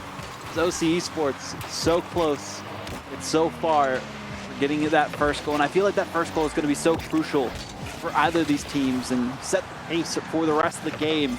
Maryville get it, they just need to hold on the remainder of this game. They will be guaranteed top 2. OC Esports, they get 1 to feel a little bit more confident, but they know that won't be enough against this kind of a squad. Can't just rely on that one win to make the difference. But I mean, to be fair, they got to get that one win in the first place. Otherwise, we ain't even talking about the next 5-minute period on the docket, of course. And Knight certainly won't want that either. They're looking to sew this up in 6. There's been really good so far from OC Esports. Not too much midfield control. They're bouncing back. They've opened up a passing lane, and Chimkin tries to get the dunk on Buddy. Buddy too strong. Knight right down the other end on target! Wow. Oh, big play! Oh my goodness. That's really gotta hurt for the side of OC Esports, but Knight has been proven to pop off when necessary, and luck seems to be on their side with the Rocket Gods. The post bouncing perfectly for that to be a goal instead of a denial. It's just not the day for OC Esports, but maybe the next 3 minutes will be the time for them instead. Push the limit and push the issue into game 7.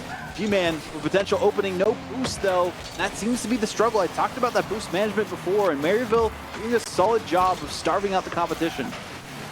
Their clearances have been incredibly strong, to the extent where they're not having to utilize much resource at all. And they can use that to get down the other side of the pitch. But through the eye of the storm, G-Man has found a pearl.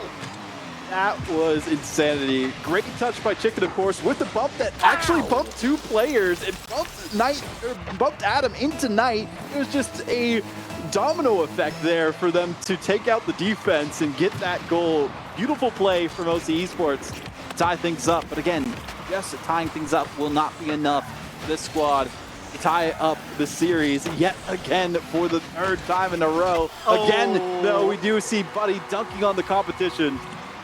Mistake, big mistake, as G-Man, he tries to pre-read it, goes up in the air and realizes, uh-oh, somebody else has. And now we need to also turn around and retreat and get back into position defensively. There's not enough time to do all of those actions, Vaughn. And Maryville, really, that was one of the easiest goals. Seriously. Of course, in terms of pressure, like one of the highest goals. But not, I mean, talk about pressure. This man shirks it off. What is G-Man doing? He's eating his Wheaties for sure. Off the ceiling, gets the read and the double tap, and gets the finish as well. 220, 2 goals on either side. This is insanity between these 2 teams, and we're not even over yet with this game, really. It's the loyal dog that won't leave the side of its owner. Bark, bark, bark, bark, and they are not going to shut up until they get the food that they rightly deserve, because they're a good boy. And every single one of these players is putting everything on the line. Okay, the mistakes are still there, but they've got heart. All 3 players solo standard special to make the save. Big 100 pickup for Maryville on the midfield line. Chili and Chimkin looking to combine, and they do so successfully. Runaway opportunity. Chili and field Chicken bump, though, so simple for Adam, but Chicken's done well to readjust. Buddy trying to corral it back into this corner, and does so. A moment to breathe for Maryville. I need a moment to breathe after this series, because this is exactly the kind of series that takes your breath away. I talked about goals that did exactly that for these teams in the previous games, but oh my goodness, almost taken away was the potential for a lead by OC Esports, as they do deny access to their goal line. Who else but G-Man was popping off like a star should. Still need to start scoring. Want them to go the distance at least to a game 7 now that we are so close to that finish line. But you know Maryville knocking at the door every moment that they can, every opportunity that is given to them, they are going to take advantage of it. The demo makes it difficult, but Chicken is not going to have any contest there in the air. It will be Adam taking it away. G-Man's there again. Stops 2 for the price of 1. But he continues to charge. Chicken throws right back to sender and over to the top of Adam too. G-Man takes up that 100 boost, important infield. Look at the bump there. So close. Had Knight been removed, That's 3-2. And what a time to do it at as well, with just 20 seconds and change left. Knight heads back into the midfield. Chili with the pre-read. That's huge. Everyone sent straight back to square one for Maryville. Infield pass. G-Man not able to latch onto it. Buddy to Knight. Box-to-box action here in this series. Maryville 1 goal away from the grand finals. OC Esports 1 goal away from game 7. Maryville in the ascendancy with seconds left. Chili has to clear this. Does so with limited options. Chicken! G-Man keeps it up there, looking to try and end it now. I don't blame them either. Maryville say absolutely not. It's overtime. Knight's like, good night. We're going to be going into OT instead, and puts that one to sleep. And this game potentially as well. G-Man with the save. They need to follow through. If that was open, and they could have finished it. OC Esports on kickoffs. They are a complicated mistress, aren't they? Sometimes they find such joy. Other times, if the kickoff goes against them, it really feels like they struggle to react quickly enough because they've gone full send. G-Man on target! Chili's trying to go for the redirect! Okay, I get it, I get it, That was I the get right it. call, but It like... was the right call. Oh, It's a rough call, though. yeah. Bit too parallel with the goal line instead of forwarding it into the back of the net. Chicken with the dribble, gets it over top one, goes for the mid-air, and it's an own goal too! It will be OC Esports pushing it into game 7! I am baffled, I am bemused, I am befuddled. Buddy, Chimkin, Knight, I think it was Chimkin who probably gets the credit at the end of the day, goes for that ahead of the ball run that makes it so difficult for Buddy to make the save because he's going to get bumped out the way anyway. It's a solo moment. It's a Chicken certified moment. It's a game 7 moment. It's audible. I'm so glad you get to be here with me. I don't know if this is 100% true. We're getting word. We will get word here in a second, but I did hear from Bass that Maryville forfeited game 7. So we'll see if that's the case. Potentially because the land that is going on, because the series going on too long, they might have to go into that next matchup. We'll get word from the admins here in a second. No, not like this. I don't know what is going on there. I hope that's not the case. It's but 5 yeah, not minutes. like this. It's 5 minutes. Surely you have 5 minutes to spare, Maryville. Oh, no. man. I mean, listen, what a moment for Chicken if it is the match winner. But I mean, as a competitive player, you don't want a game 6 winner going into game 7 to be the match locked. I mean, no, not like this. Oh my Not goodness. like this. Surely we're eyes on stalks at chat right now to see if Yeah. there's anything. We'll get an update there in a second, but that is what I'm hearing from their coach of OC Esports. And man, that's the factor about playing on the land. You might have another match, and they don't want to forfeit that potentially if they also have that going on. And they do have a second chance if it does go to the lower bracket. They But do. come on, this is game 7. Come on. Oh, because you know, I don't have a bias either way for game 7. I think both teams are so equally matched. Oh man. I mean, maybe that's part of the worry for Maryville, that it does spill over into another 5-minute plus That's what I'm overtime. thinking, yeah. And then that is a worry, of course, for the referees live on LAN. Oh my goodness. Well, even if that is the end of the series, Relic, I mean, what an end that is. So we'll get an update on that in a second, but we'll see what is going on here. Just trying to inform our admins on the potential of what is going on here. Apparently, our admins haven't been told anything. Maybe this is what Bass wants. Maybe Bass wants the free pass into the grand final. No, I to be fair, I mean Bass is born from the same blood as us as commentators. We all want to see that game 7 irrespective of who wants to go where. But to be fair, that is the word from OC Esports. We'll wait for the official word from Maryville. And we should speak of Maryville, of course, because if this is to be the end, they just reported. What is the report, though? No, I think the report means that they are Friggy? forfeiting that game. Shout out to all of our admins behind the scenes, by the way, doing the Rocket League Lord's work. I think that this is going to be, unfortunately, the end to the series that nobody wanted. We had one of the best Rally Cry Collegiate series of the semester. To end like this, it is a forfeit confirmed for Maryville.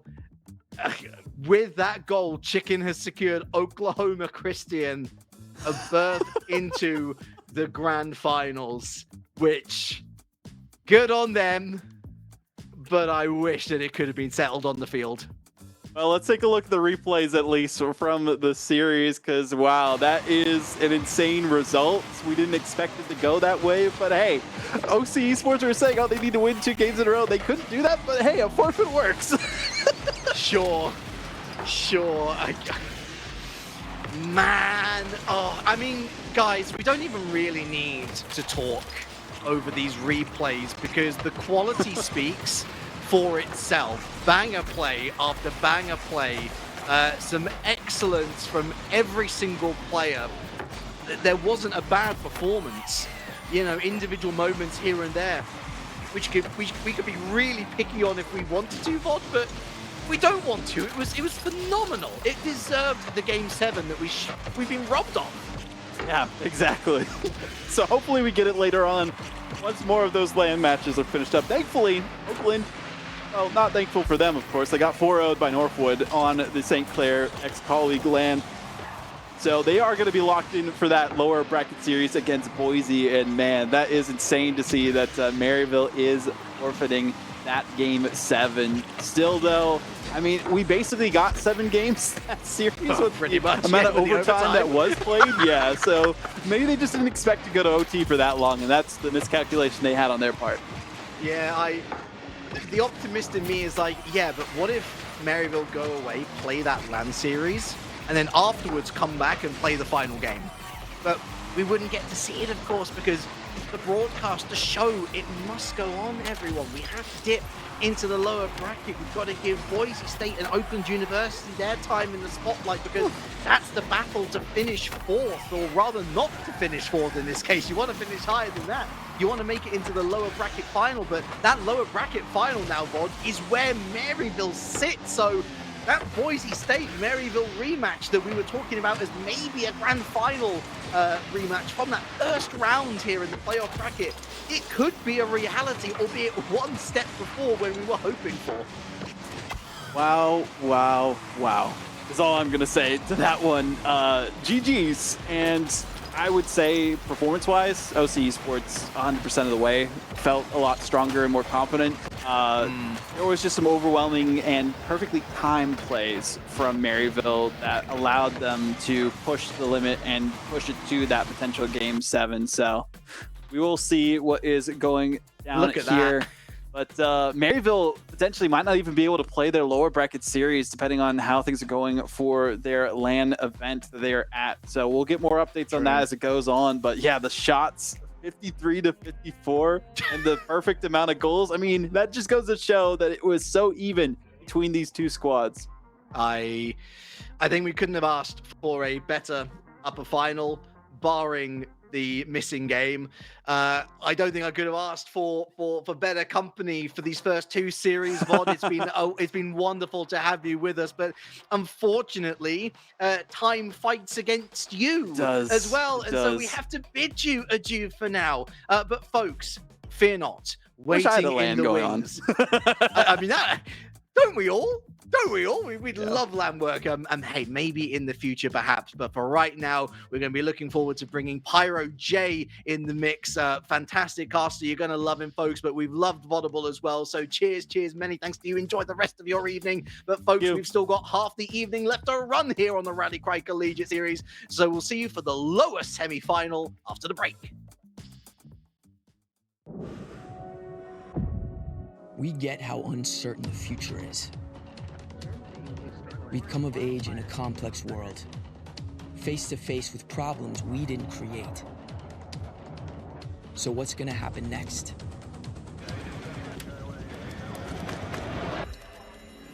We are. Because our future is the future. The life we have chosen has prepared us for this. So we're going to build bridges and hospitals in a day. We're going to save families from disasters and feed those left in the cold. We're going to do all this and more because we have an appointment with destiny. We invite you to join us. The next greatest generation is now.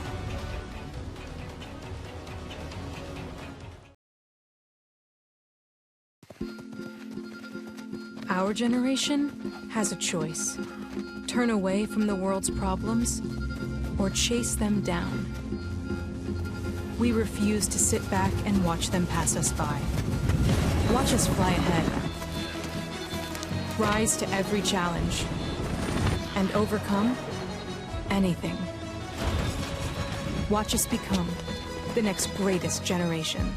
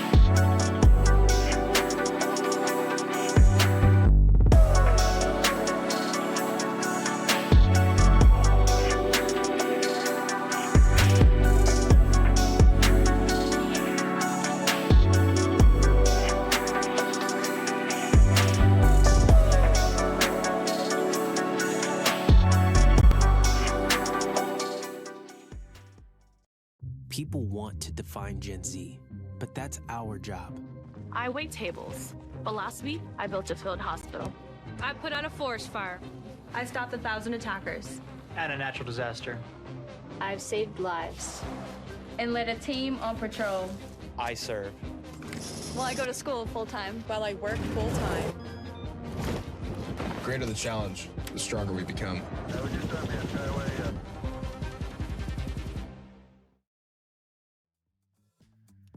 Welcome back, everyone, to the Rally Cry Collegiate Series, and I am a very lucky boy indeed. My name is Relic, and I just so happen to be joined by all the handsome men in the land of the United States of America. I'm joined by Pyro J today. After, of course, a wonderful stint from Vodable, we've got ourselves great action upcoming, but Pyro, I want to know how you're doing, how you're feeling. Feeling great. You know, I kind of slid my way into this broadcast the same way that Oakland have been slipping and sliding between different tournaments, right? They're over at a land that I was casting for. So I've gotten to see enough of Whale, the Sonic Boom, and Peep, the recent high school star turned collegiate. And I'm so looking forward to seeing what they can bring to Boise State, to see who makes top 3 here, Relic, of this incredible run of the Rally Cry Collegiate Series. I mean, I saw Boise in their lower bracket run. I'm seeing what Oakland is doing. Now they're clashing. I mean, couldn't ask for better. Really couldn't. Oakland in the form of their lives right now, as you rightly point out. Their most recent matchup of 4, it's just a simple 4-0 sweep over Southern Miss Coca-Cola. Not too shabby at all. Boise State, eyebrows raised. They look at Pescados, maybe the cat amongst the pigeons, and this wonderful flock of birds, the top 6 that we started with today. And yet Pescados able to pick up a game against Boise State. Now, Boise State going into today, we're thinking, sure, I mean, look, they got sent down to the lower bracket. So unfortunate to be paired up against Maryville of all teams, but they've done incredibly well to get to this point. But with Oakland in the form that they have been in, Pyro, I mean, I don't even think this is anywhere close to sweep territory, personally. I'm thinking at the very least game 5, game 6. Best case scenario, of course, is game number 7. I'm sure Oakland would take that 100% before this series starts. All I gotta say is if we get a game 7, we better play the game 7, Relic. Okay, I'm gonna leave it at that. All right, I'll leave it at that. The funny thing is about all this is that I believe we have our top 4 situated, and now, yeah, we're all in the prize pool here from what I can see. Third and fourth place both receiving $750. You got 1.5K to second and 3K for first. So, I mean, there is so much on the line here to get this win and then to carry it through even farther, taking on a potential Maryville University who just lost that close bout in the upper finals. Maybe they're a little wounded. Maybe now's the right time to strike and to get to that grand final, Relic. So, 2 beasts clashing together. It's the Titan fest here between Boise and Oakland. I am stoked for it, especially because you have Boise, a team that is touting themselves as potential best in the West, right? They've been that standard for the collegiate, especially adding Preston and Woozy to this roster of Durtho, who used to be the freshman star, now he's a sophomore spectacular superstar. So I'm ready, Relic. I'm so excited for this match. They got the big B, but it was an S-tier performance in the 1 week that we did see them in league play. They arrived, they took the 100 points for a bracket win, and then they just didn't turn up again. That was, of course, until the tiebreaker series between themselves and Oklahoma Christian, the rivalry between those two in recent memory, well documented prior. Boise State very much with the 1-up over Oklahoma Christian, 3-0 in that rare best of 5 tiebreaker. Very strange, isn't it, that we have a tiebreaker that's best of 5, smaller than any other series in the Rally Cry Collegiate series, but that's all in the past now. It might very well be their future if they do make it to the grand finals, though. I'm sure they'll be eyeing that up with glee. They do have Oakland University ahead of them right now, Pyro, and again, their defensive performance was to be commended. It's an incredible effort from them to get to this point. Do they have something within them to overtake one of the Rally Cry Collegiate Series favorites? What has got to be in store for these two teams? You think it's obviously talent, but it might be a story of momentum here too, Relic. You look at the lower bracket run that Boise State have done, and that's great. Well, you also look at what Oakland have done in terms of their land performance adjacent to this, in terms of the shots that they're firing away early on in this game, in terms of that in-person chemistry that they've got. It's all in favor so far for them. Relentless start from Oakland University, and it's the usual anchor, Sonic Boom, moving up and finding great accuracy on that shot, great power too. Boise State really not even given a chance to breathe in this game thus far, but immediate response! Woozy to Preston, 1-1 within seconds. Oh, we talked about keeping our eyebrows up. You better keep your eyes peeled for chances like this. You do your best to jump in the center of the goal, but that's your best prayer against a Woozy Preston combination. I praise the defense, and the defense has immediately cracked for Oakland University. There's been better looks, but there will most certainly be better times in this series, I'm sure, as well. Game 1 shenanigans, it's just the beginning, folks, and Peep is looking to again change this narrative, but that goes over the top of the goal mouth again for Sonic Boom, and this is really high pressing from Whale as well to intercept. No good setup for Preston either, but the quick transition, Sonic Boom on target, that's a goal. It's not. Boise State breathe a sigh of relief. Yeah, this is interesting because I think it's going to come down to execution here. Normally it comes down to team play, but we're seeing passing plays come to the fruition of every maneuver on the attack. There was a team play in the passing combination on the counterattack of Boise, and then the same for Oakland. They're great at finding each other. Some of the shots have been just a miss. We'll see who fine-tunes them first. Whale. No one in the middle except a wave of blue. Woozies, beaten out by Peep, but got support here from Durfo. Lift over to Sonic Boom. Not over Whale. Good interception. Peep is Preston backboard. A good read from Whale, but it's sideways, not forward. To Sonic Boom again from a standing start. Demo backline. Durfo readjustment.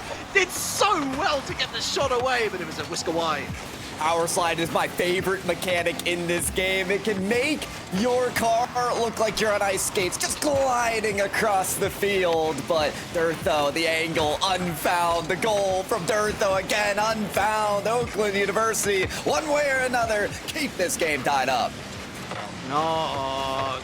Boise State bringing a sledgehammer, and somehow it's the slowest shot of them all that sneaks through the letterbox. Break this one down. Just try. Peep gets bumped almost into the save, but everybody racing back to the goal line. But the ball wins that race. Boise State up ahead. First time in the lead in this series. Weird to say that, but it might be about to get bigger. Lovely challenge from Durfo. Preston. Not quite the look he was feeling, but oh, you know what? It's still dangerous as Woozy strikes. Save from Whale. Preston with the setup. Infield. Ping pong. Woozy. There is the Venom. 3-1. There's the room to breathe here. If you're Oakland University, there's nowhere to go. They're suffocated on their own goal line. They're stepping on each other's toes. Spacing needs provided for Oakland. Otherwise, they're going to be down under the hammer. That wave of blue, it is turned into the proverbial ocean, and Oakland University are drowning. He needed a bit more momentum on the ball, my dude. Good idea, not great execution, and it comes back to that point exactly that you mentioned, Pyro. Oakland University with some really nice looks here and there, but so far it's Boise State who have those 3 goals well deserved. 2 minutes left. Like getting a shower thought, but then forgetting it afterwards. The ideas are great, but you gotta write it down. You gotta make sure you can execute. And if you want somebody to implement exceptional form, look at Preston. Yeah, little loosey-goosey from Peep, and Preston ain't gonna look at that twice and not think there's a goal opportunity in this. The goal lead opens up to 3. Oakland University falling to the ocean's bottom. Of course, still plenty of time in this series, don't get me wrong, but on all of the minds of these players, Pyro, they're going to be thinking, this is my last chance in the Rally Pride Collegiate series. At the end of this series, one of us is going home. And that bottom of the ocean, it's a quiet but dangerous and scary place to be. That's the quiet, too quiet. And it's been very silent for Oakland University in getting these shots and goals to go. punching up the numbers against a 4-point turnout from Boise State already is going to be difficult, especially as Woozy dominates their own backboard. And how about this clear? Flip reset, pass to Durtho, the counter attack, good for another. That opening Tysonic boom goal seems so far away. Lovely caress to Durtho. Back of the net. Oakland University, I think I can kind of see what they're trying to do. They're playing with a little more reckless abandon because they feel like that's the only way to open up the Boise State defense. But Pyro, they're playing against their own nature. They're playing against what made them so successful in the Southern Miss series. This scoreline is getting very ugly. This is where you start DMing the admins and say, are we allowed to forfeit? Are we allowed to move? Not the match, by the way, not the series, just to the next game, right? You want to move on. You just got dunked. You just got posterized. You saw that shot taker just sit there in the middle of the field and accept that situation. That's rough, that's tough. You got to kick off the dust, though, and get back on your feet if you're Oakland University. There's a minute left of gameplay to figure out what the solution is going to be against Boise.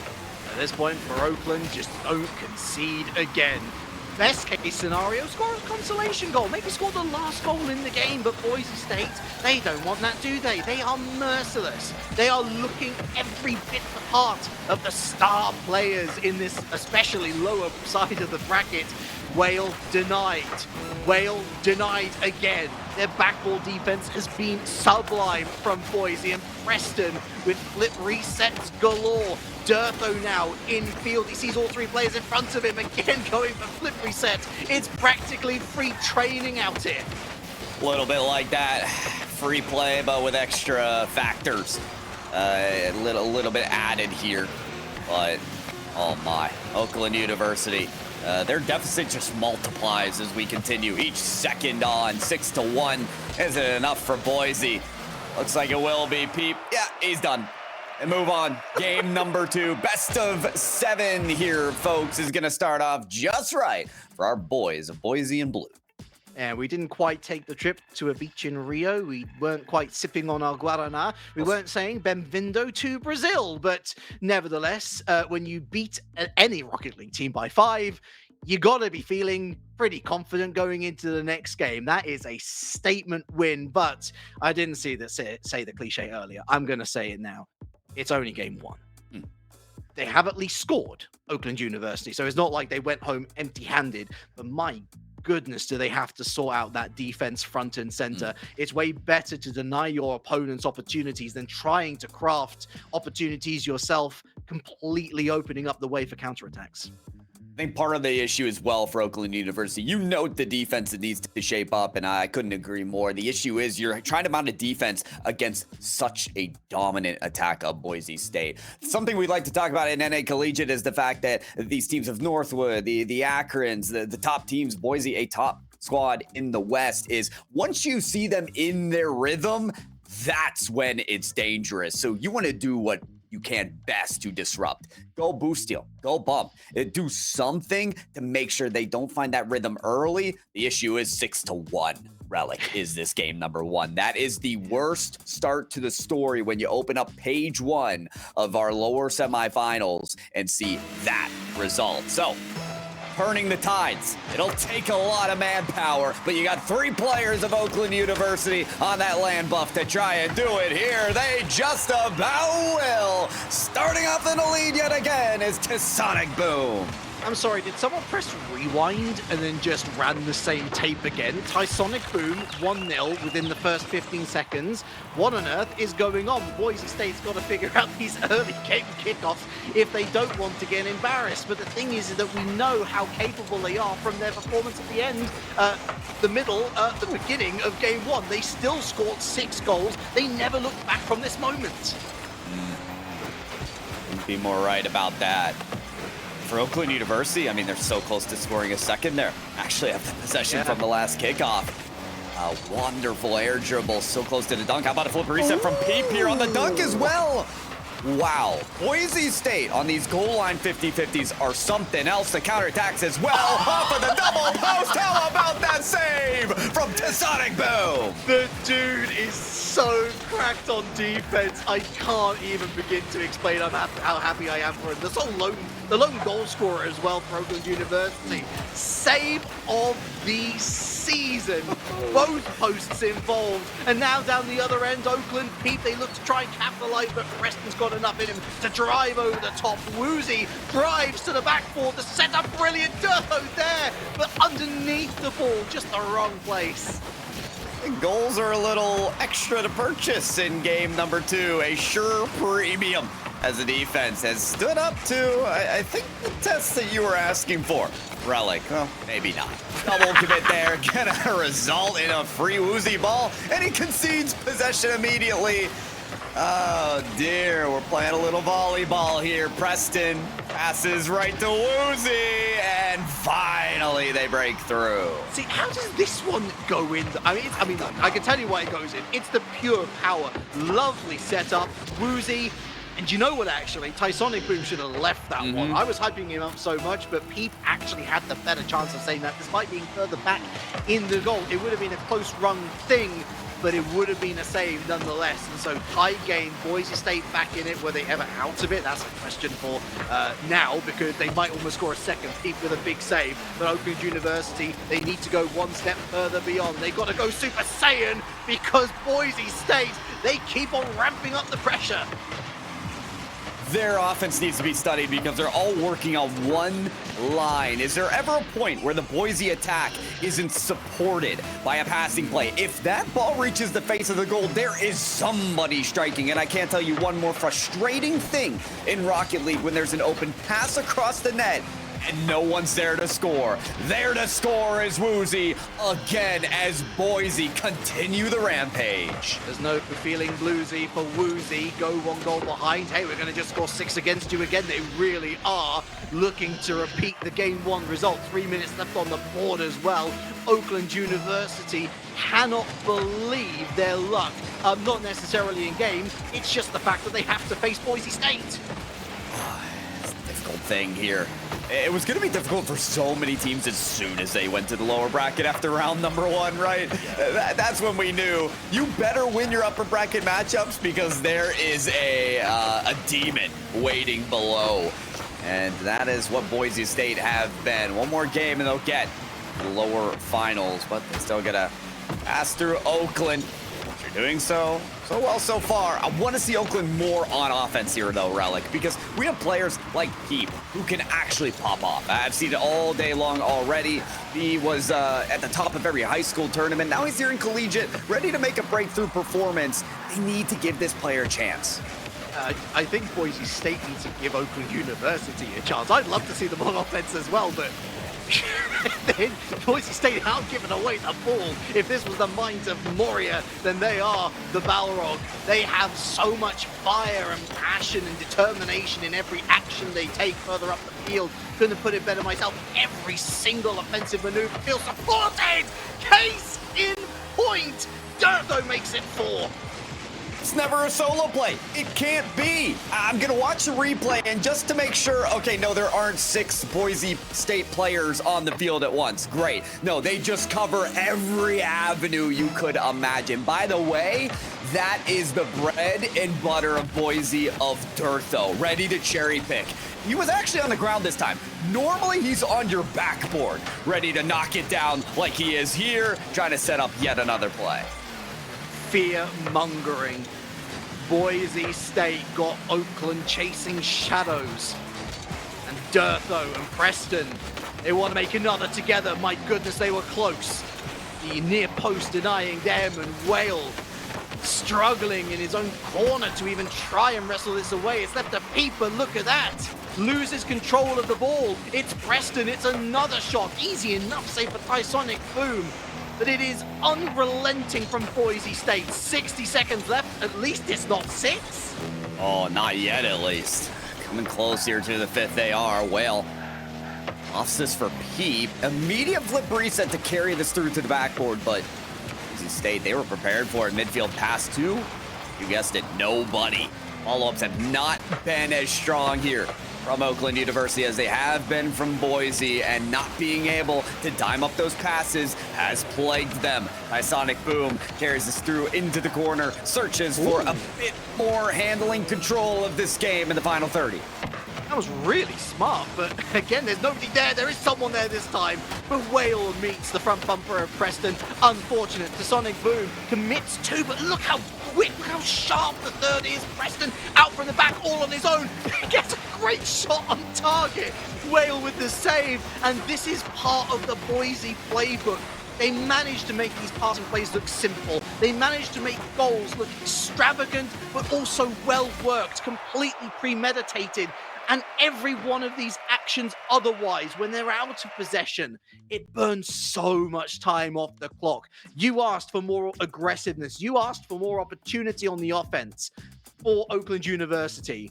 Boise State ain't letting up. Oakland have to get stuck in.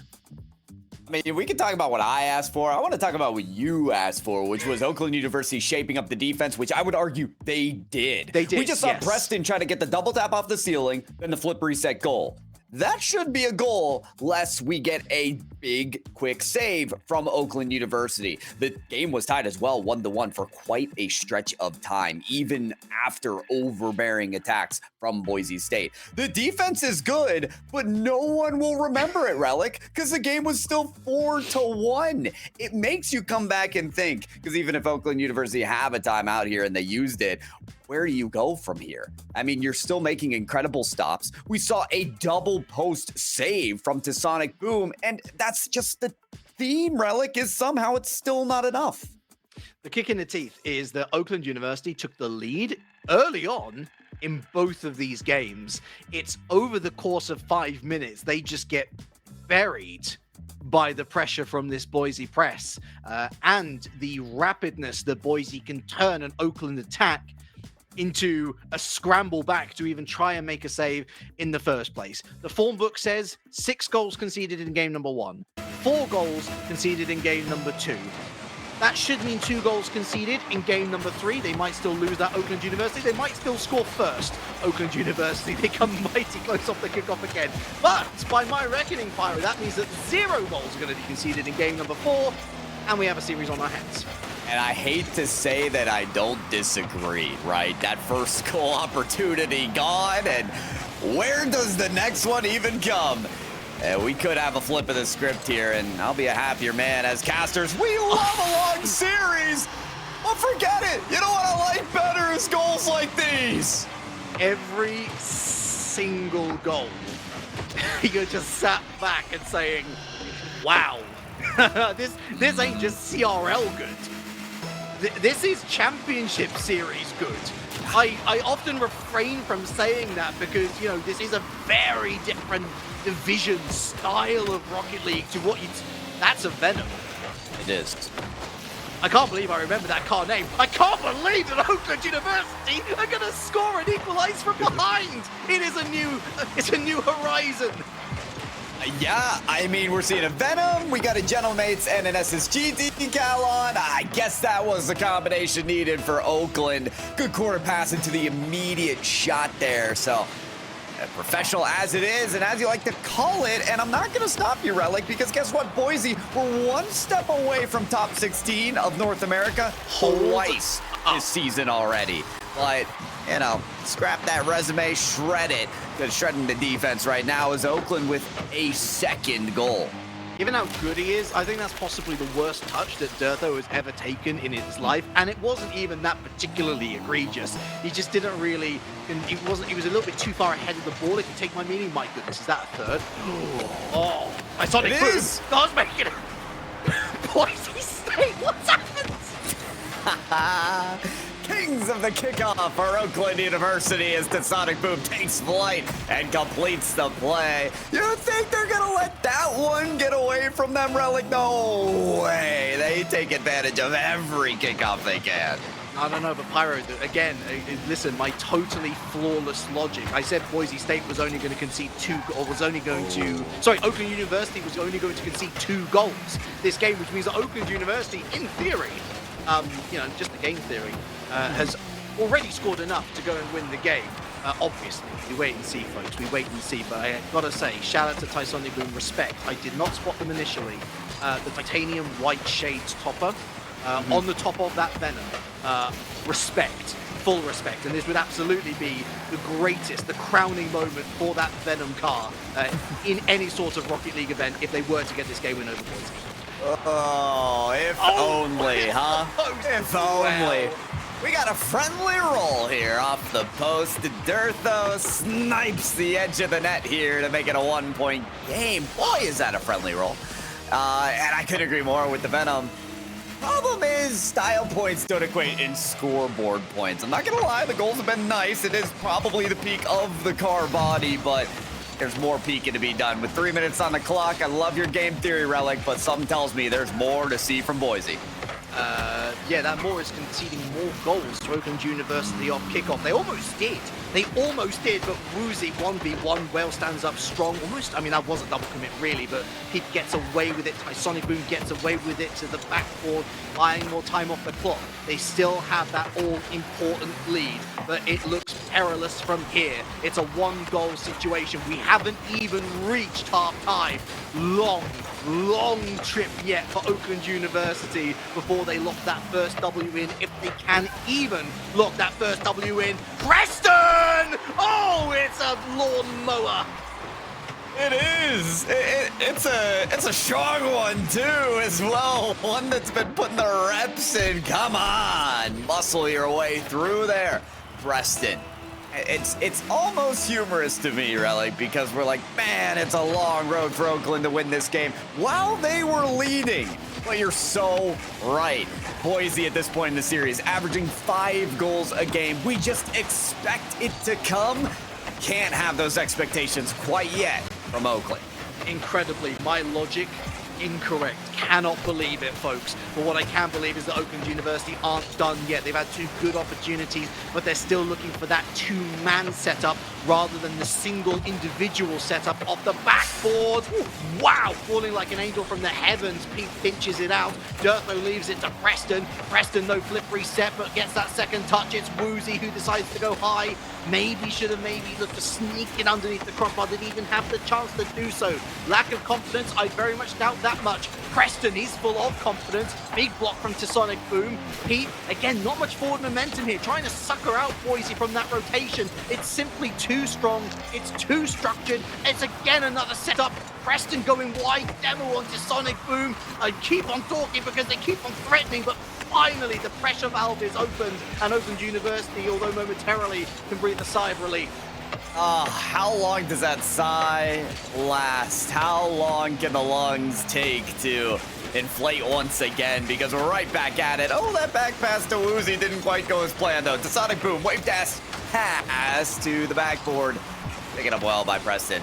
And what a heater of a shot! Peep has to leap as the savior to make a pinch off the post for that save. I mentioned the structured and strong attack from Boise State. Part of that is the fuel that they're able to maintain. Their boost management, as each player on the offensive rotation spins around from the half-court line, has full boost. It is so suffocating for Oakland University. That's the reason why they're cooped up so far into their half. That's the reason any breakthrough at the halfway mark is a golden sign. Here's a difference as well. Midfield line. Boise State can go 90 degrees up and still generate momentum. Oakland University, it's a stop, not a turnaround, not a 180. 30 seconds less than left. It's 3-3 on the scoreline. You imagine the next goal is going to be the winner. Whether it comes in regulation or overtime is to be debated. Preston past 1, not past 2. Woozy, great pinch, forces that entire Oakland press back to square 1. Oh, Whale playing with fire, but it's still getting hot. Peep, that's a little bit better. Throws it midfield. Tysonic Boom can't reach it. Whale can't reach it. Preston with highway robbery. Unbelievable! It is robbed! Preston, redirect into the net. It should have been an easy save from Whale. It should have never been a concession of possession from Oakland University, but that's what occurred. Boise State unrelenting, and the Game 3 victory. Match point for the take on to the lower finals. Oh, Oakland University. My goodness. 3-1 lead. 4-3 result, and not in your favor either. I am heartbroken for them, because you can tell that by a country mile that was their best performance of the series so far. Still not enough, Pyro. Will it ever be enough against this Boise roster? That's been the theme. That's been the theme. I have a hunch that it's no, but if we look at the trend lines, it could say yes, right? They've been closing the gap ever so slightly. 5-goal deficit, 3-goal deficit, 1-goal deficit. We may just have that 1-goal lead here in game number 4, but it's going to take a turnaround of epic proportions, Relic. I mean, you're looking at a best of 7 reverse sweep. I mean, at this point, Oakland University, they're just happy that 4th place is in the money. Yes, I couldn't agree more with that. They might be at the ocean depths, but there is treasure at the ocean depths, and so they are at least, confirmed with that. I love that they were able to fight from behind. I love that they were able to score from open play, but it still feels like the largest collection of their goals comes straight off the back of kickoffs, which is never something that you really want to bank on if you want to extend your lead in a Rocket League series, because guess what? The kickoff period lasts 5 to 10 seconds in a 5-minute game. It's not exactly great, but it's what they have to work with right now. I think a better balance has been struck. But again, it's the question of all questions. Is it enough, Pyro? Back on that balancing beam, as you mentioned, and you know what? I would, every single time I see the prowess of Oakland University on the defensive side, I would say, yes, it's enough. But Boise, they always find a way off their passing plays, off their electric shooting. But the sonic boom, so many times he's been good for the first goal. This time, not so much, as we're already 30 seconds into this game number 4. It'll be a pivotal moment for Oakland as they're already starting on the right side of the field. I hate to be this picky, but you have to be with this caliber of Boise roster. You gotta sink that. The best players sink that. Sonic Boom, great player, fantastic player. But there's double committing players for Oakland University, but Boise still haven't dealt with it. Whale watching, it's like a movie playing out in front of him. Front row seats, popcorn out, but they've also left the theater, Boise State. And now they're looking for a refund. I said it earlier. Most frustrating thing is that ball on the goal line and no one to finish the job. That's tough for Oakland University, a film that they particularly did not enjoy having to watch, not having the boost, not having the fuel to get there for the goal. Are they there for the save? They are. Was in position maybe to contest that, but had to go back for boost. Maybe have to contend this double tap. Woozy does go in for the shot, but this is a long clear. Durso, last defender, does kick it off the backboard. No double tap. There's a turnaround right to the goal, but it's off of the post. And Boise State staked their claim on defense, but I will say being battle-tested maybe more than in any game. Crossbar, post, those are the biggest enemies of Oakland University thus far. Big save from Whale at the near post on the orange side of things. Dirtho tries to cruise through, but Sonic Boom says, no thank you, we're going to return to sender. Hits Preston here at the midfield line. Good drive through the corner, second touch, backboard. Again, finds a fortuitous touch, but Pete quick to react. And off his own backboard, Dirtho goes high. That's the right choice, but Woozy not ready to commit just yet. Couldn't agree with you more, Pyro. Far better looking on the balance side of things for Oakland University, but when will they throw the die? When will they go for that risky play to go ahead in this time? It should have been then. I mean, we had the most awkward double commit from Boise State, leaving the net nearly open, and it's just not quick enough in the midfield for Oakland University. They're so strung out about defending this goal line, which they should be, especially right now. Peep guarding that double tap from Preston. They use so many resources just to make these saves. They're just not ready to make the turnaround, the full counter. Suffocating still from Boise, and Oakland still searching for that exit. Slowly but surely, Boise starting to look a little bit more like Boise. Dirth misses out on a potential opportunity that you usually see him taking. Peep upfield, that's actually on target. That's actually uncontested. Yes, don't change your glasses, everyone, or contact lenses, whatever your choice of optical speculation is. Oakland leads with less than 2 minutes to go. Ooh, turn it around, Oakland. Make it happen. And I'll be honest, they did what we were asking for. Take that risk. Make that play. get the counterattack against an overbearing Boise who is leaving that net behind. They're so reliant on making the perfect reads and keeping the opponents corralled in their own end because they beat them to the punch every time in the midfield. There are those moments, those lapses where they expose those vulnerabilities. In Oakland, they took advantage of that. They could here again to Sonic Boom 1 to beat, and it's just a weak flick. Oh, and it's too slow, and now there's a demo. Peep's gonna respawn just in time, but it's 1v1v Woozy. Oh my goodness, they tried to go for the up and around. Pyro, keep things simple. Stay on the ground. Why go the long route? This is the difference maker here. Relic, I don't particularly mind the in and out save, I'll be honest. Like, Peep has to maybe expect an air dribble bump, and so going in and out, you can actually evade that more easily. My issue is Oakland had an open look. We're not able to make a good mechanical play in the 1v1, and Boise State certainly did. So that's the difference maker right now. It ties things up with a minute to go. Oakland University, they have to be brave, they have to be courageous, and they can't be affording mistakes like that. There is no more margin for error, no room for mistouches. Dirtho Woozy! Oh, it's clinical, it is destructive, it is heartbreaking, but it's just the Boise way. Nobody can see a caster's boost, but this is where we throw the notebook and the pen on the ground and just keep our hands up, flabbergasted. The vision from this team of Boise to make the most mechanical play, but not for the shot, for a selfless passing maneuver. Wow. It's unbelievable. The chemistry, the cohesion, it's unbeatable. The explosions have initiated. The dam is broken. And now the stream comes flooding in. Oakland University. If I had a hat on, I would doff it to you. A sensational effort in game number 4, and yet beaten back, beaten back, beaten back again, and finally beaten in.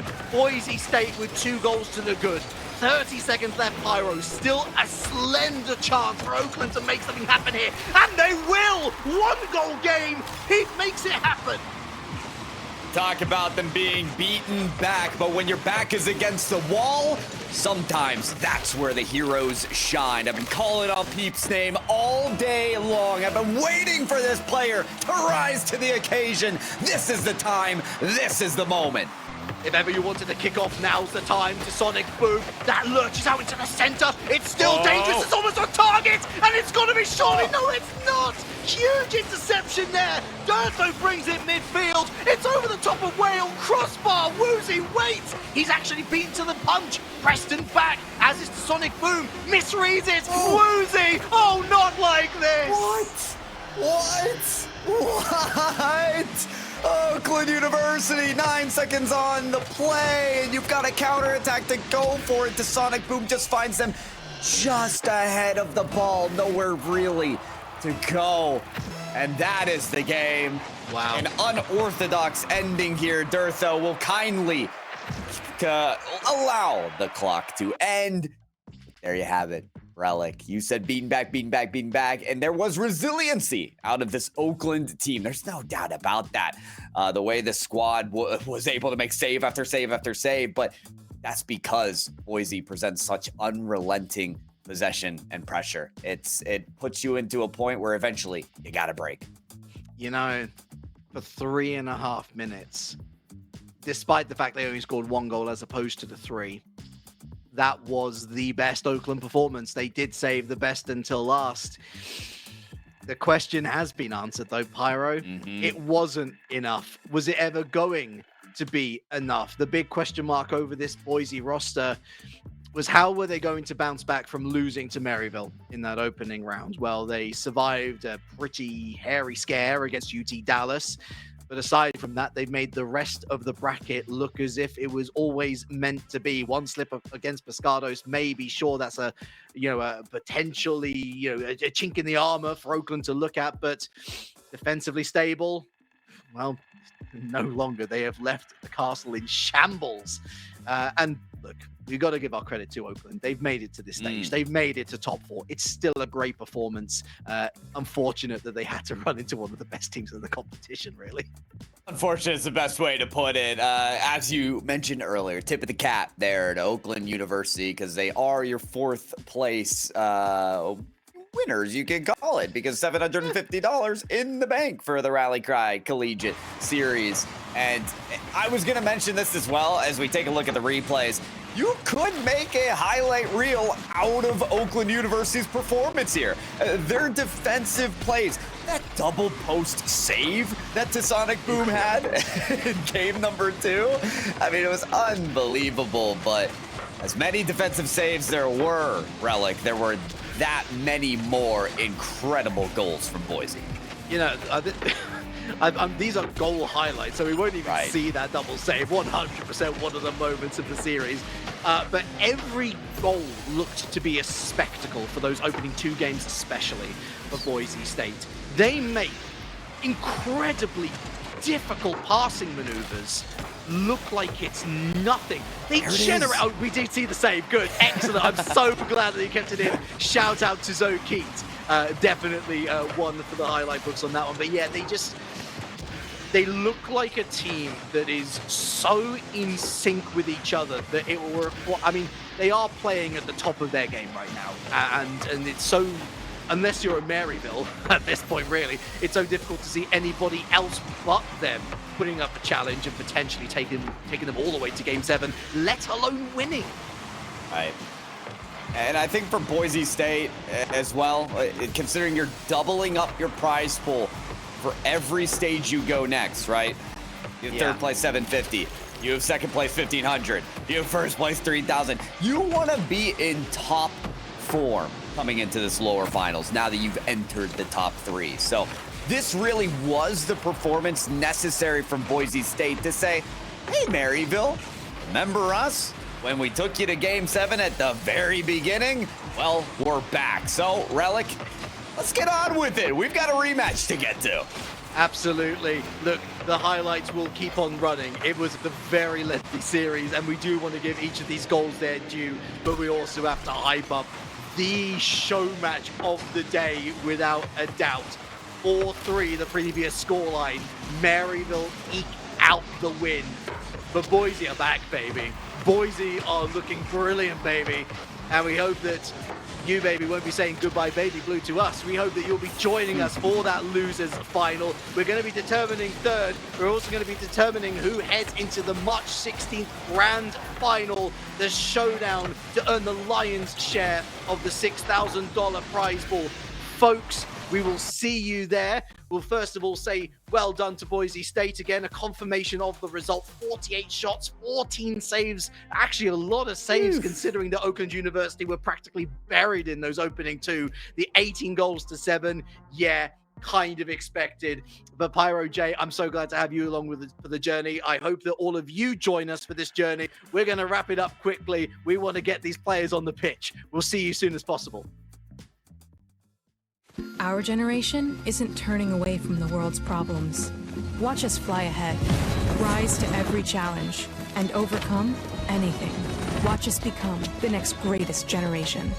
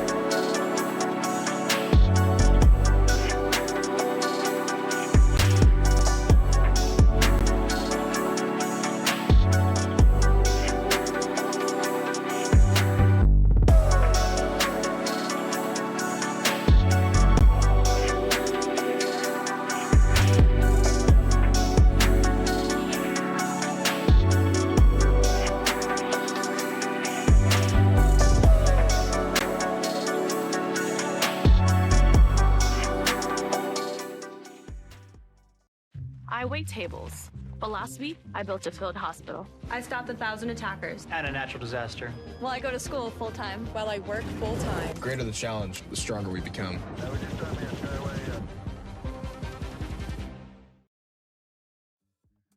All right, everybody, welcome on back to the Rally Cry Collegiate Series. We are down to just 3 teams here, believe it or not, in the playoffs for a big, chunky grand prize pool of $6,000. And a majority of it is going to these 3 teams, but in which form, we're just not that sure. Relic Oakland University solidified themselves as number 4, taking home $750. But now comes down to Boise and Maryville to determine who beats OC in the grand finals.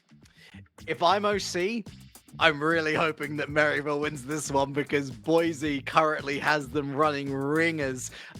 Boise State, you can see why they're having OC running ringers because, quite frankly, that was incredible from Oakland. Oakland didn't play badly. Boise State were literally just that good, but they weren't good enough to beat Maryville in the first round of this playoff bracket. Pyro 3-4 in favor of Maryville. 2-game wins for Boise, 2-game wins for Maryville, 1-game win for Boise, and Maryville don't look back. This really should be the rematch of the season. I can't wait to get stuck in, and neither can the players either. They know that they got a hard out in an hour, so they got to get it done, and they got to get it done quickly as well. No 10-minute overtimes here. Oh, God. I mean, are we in for that? Part of me wants it, part of me doesn't know if I can handle it. But the fact of the matter is we're handling a new era of NA Collegiate. These 2 teams here that you see, Boise State and Maryville University, these players are punching the numbers for their ticket into the RLCS, the professional series of Rocket League. Boise, many times this season already, being 1 step away from top 16. 2 players from Maryville, knowing very much what that top 16 looks like, getting there twice. That is Knight and Adam off of the deleted XD team. So we are seeing professional level of this game being played as we drop into this best of 7. The losers final, it's gonna be insane. Roll up, and strap yourselves in for this roller coaster ride. Boise State in blue, Maryville in orange. And that initial breakthrough will be a big statement indeed. But I get the impression that it's either going to be one of those high-scoring marathons or a low-scoring affair here in goal number 1. Certainly poking and prodding, Maryville looking the most eager early doors. But Boise State deal with it well enough. Do indeed. Knight solid here off the ceiling, but he was ready to pick that up. And we noted all that team play from Boise State on the attack. Well, not seeing much of that. They played quite a bit of defense, buddy. That's the wrong way. That's straight in Preston's hand, and they're going to take it away. Another robbery play for Preston. Errant touch, not Knight's fault, but double commit here. And as you say, Buddy with something that you won't look back on with pride, let's say. An easy breakaway for Boise. You could miss, but they really weren't going to. 1-0 in the first minute. Do they ever? And then given the chance, I'm just surprised it wasn't a pass, that somehow Preston didn't pick that off the backboard for a follow-up. Any of the goals from Boise State being assisted. So Maryville University, when Boise State do get more time on attack, which comes to be a difficult thing to do, have to look to intercept those team plays.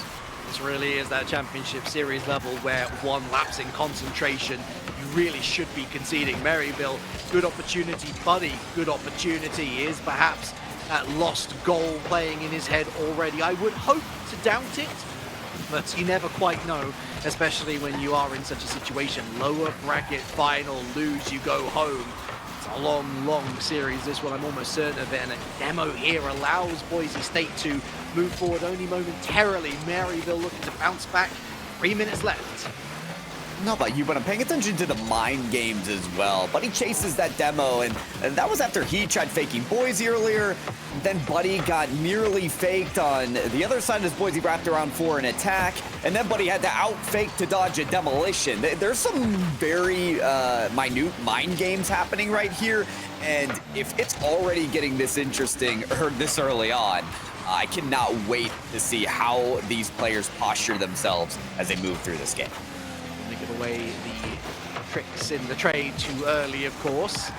Forces out of patience earlier than they would like. Buddy in field doesn't get that second touch, and Knight is bullied out by Durtham. Preston sees below him options. That option is utilized to damaging effect. Preston says, hey, you see this avenue to deflect my shot? Yeah, my car's there now, so enjoy dealing with that. The air dribble bump done so elegantly as to tee it up for Durtho on the second goal. All of the chances in the world in that opening minute, Maryville, but they still find themselves 2-0 down, almost 2-1. Woozy, good save. Knight at the far post, the ball's not going to reach him. Big clearance from Preston. Double demo midfield, Knight and Woozy taking each other out. Adam now moves forward, 100 boost in the tank, but Preston robs him of possession. Knight being bullied by Durtho still. They are looking at this anchor and thinking, you are a problem. We're going to remove it, but they do have to back off for now, get resources in the tank.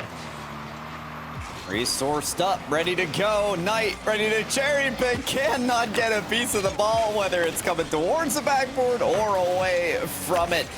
Maryville, I understand the strategy here. Get somebody downfield to get that key bumper shot to go, but you gotta get that chemistry down first. The plan has to be enacted, and it is from Adam off the backboard. Pass there tonight. That's deflected. Boise one step ahead.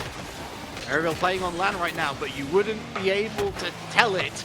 Double commits, miscommunication, still not looking terrible, but not good enough to beat Boise. This is shifted into the corner. Adam tries to throw it downtown, but again, Durtho with welcoming arms takes it round the world and feeds it off to Preston. Brilliant from Boise State. Throw it to the corner. They can afford to waste time like this. They've got that 2-goal lead. That's right, they gotta move swiftly here. Durtho on the side does get another touch. It's a bouncer towards the net that Knight has to quickly take care of. And now landing away from it and picking up boost instead. They even have the time to make plays like this. Durtho across the width of the field is bullied off of that second touch, and Adam now must flick into the corner pass. Knight has a shot, and he's gonna make the most of it. Bar down and in for the opening goal of Maryville. The shot's impressive from Knight. This from Adam is sensational. The musty flick into the backboard, into the throwback, into the center area. Knight slips it just underneath the crossbar. There were a lot of bodies in net. Did well to avoid all of them. The time is still against them. Pyro, 34 seconds to find another. Can they perfect again? Note the fact that everything needed to line up perfectly for Maryville to score, and they've got 30 seconds to replicate the effort. Half-court line. It's going to be redirected by Boise State. Gives tons of space to Adam, and, well, he's poked that into Preston's hands. Buddy takes it away, but Durtho prepared for it on the other end. Coming down to 10 seconds now. Maryville have to make this work. Adam searching for Knight, but that's behind. Pass does reach the midfield, and it's in! Boise sitting ducks on this play. Just nearly allow it. DPRB. Nice screen from Adam. Completely throws off that potential game-saving block, and Buddy nestles that so cutely into the bottom corner. Great accuracy on that. Survive the kickoff, and you're good in overtime. And that they are going to do. The ball will hit the floor. Oh, potential breakaway for Maryville. The time really was truly unbeatable in that moment. Boise State, going into 30 seconds left of this game, had a firm grasp on at least a second place trophy, or at least game number 1 here. And then their hands got oiled up and they lost their grip. What has happened here? Came a second away from conceding this entire game in OT. They got to reshape it up. Adams there for a save to make sure that doesn't happen now. Welcome to the party, Maryville. Boise State, though, still looking dangerous, still knocking on the door. Adam rides that challenge well. Woozy, it's Knight now, strides forward with purpose. Durtho, straight back to Buddy, who backs up and lifts up. Woozy, good catch. Tries to buy time, really. Runs out of boost, runs out of ideas. Knight still full of them. Preston meets in midair. Just waiting for that play from Buddy. Doesn't get suckered in. Durtho sees again Woozy midfield, kind of misses out on the reflip though. On the reflip, on the flip reset. Oh, I'm getting all tangled up with my tongue. But Boise State getting tangled up in midfield. Maryville from 2-0 down, Pyro. 3-2 victors.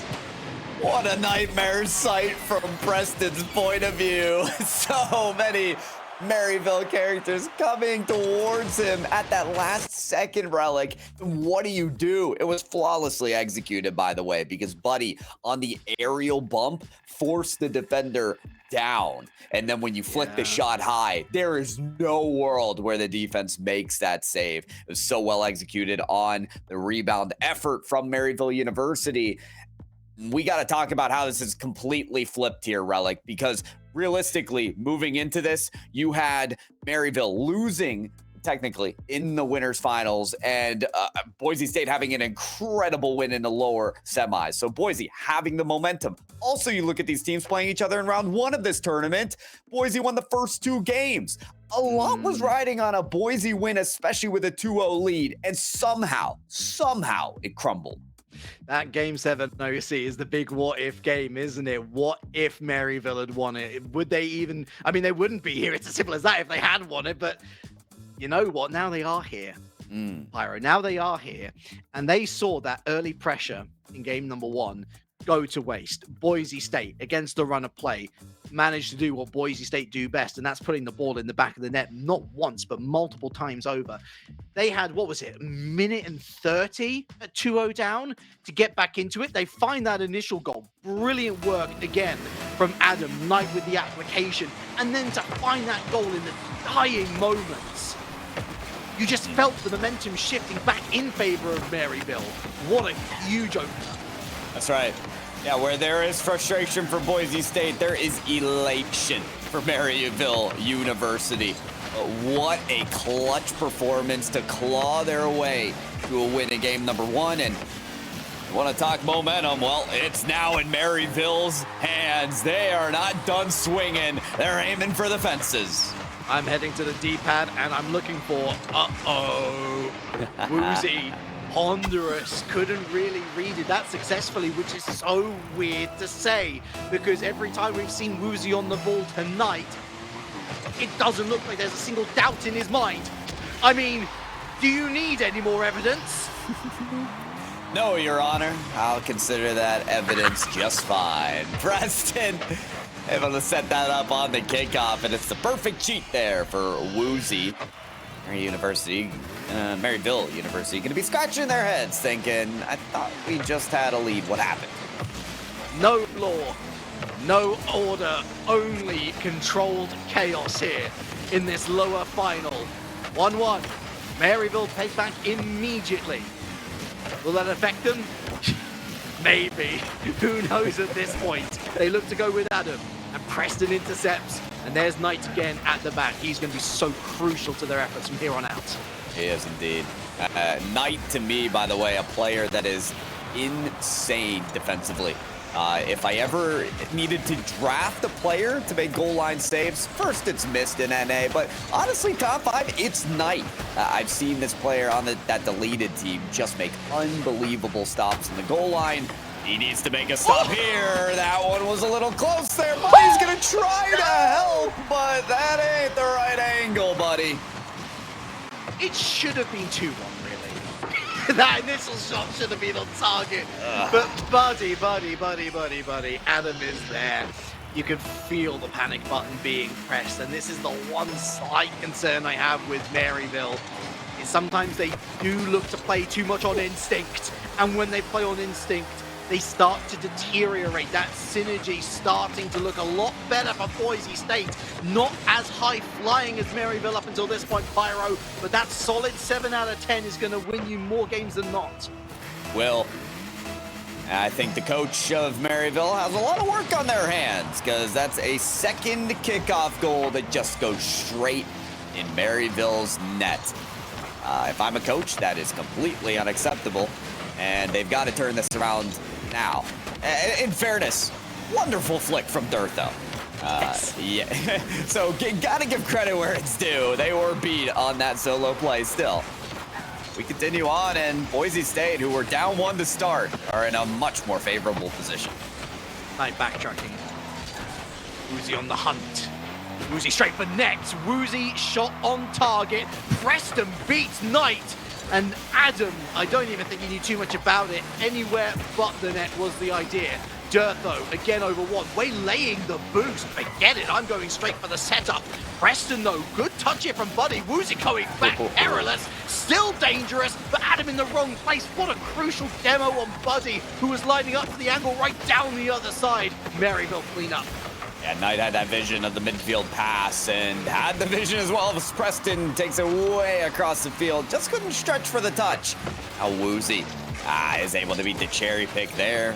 Buddy, a solo play idea. No 50-50 to be found. In fact, Preston one more to beat here, but not quick enough to the touch. Knight actually had the cleanup ready if needed. But that wall from Boise State that we saw against Oakland University is starting to be built up once again. They love to dominate that midfield and ensure a long-standing attack that withstands pressure against Maryville, that depletes the resources that they need to gain their ground back. This 3-1 lead, all too comfortable for the team. Might be a 3-1 lead, but it's also a 2-goal lead. And that's something that Maryville know that they absolutely can overturn. Just look at 5 minutes ago. Just look at Knight. Just look at Adam. Look at Dirtho. Look at Knight again. Boise State don't know where to look. And yet still they keep the ball out the net. That's heroic stuff right down the other end. Just a whisker wide.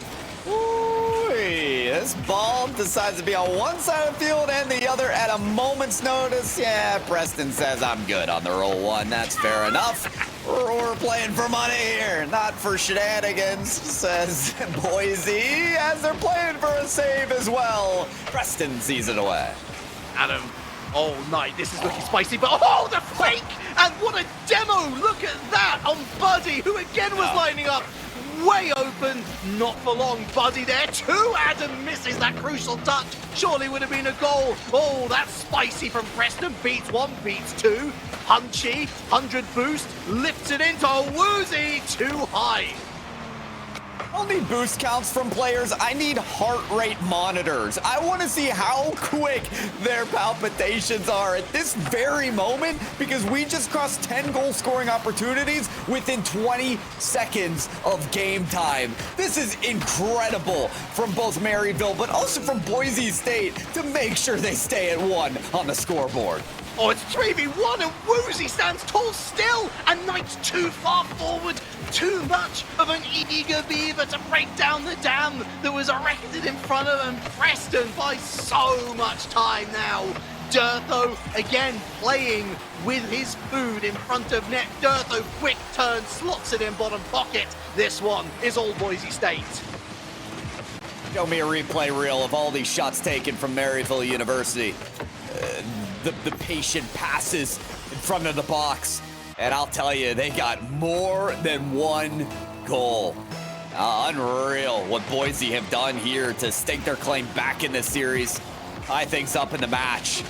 And, well, Relic, we had a best of 7 last time. That went the distance between these two. What do you say we run it back again?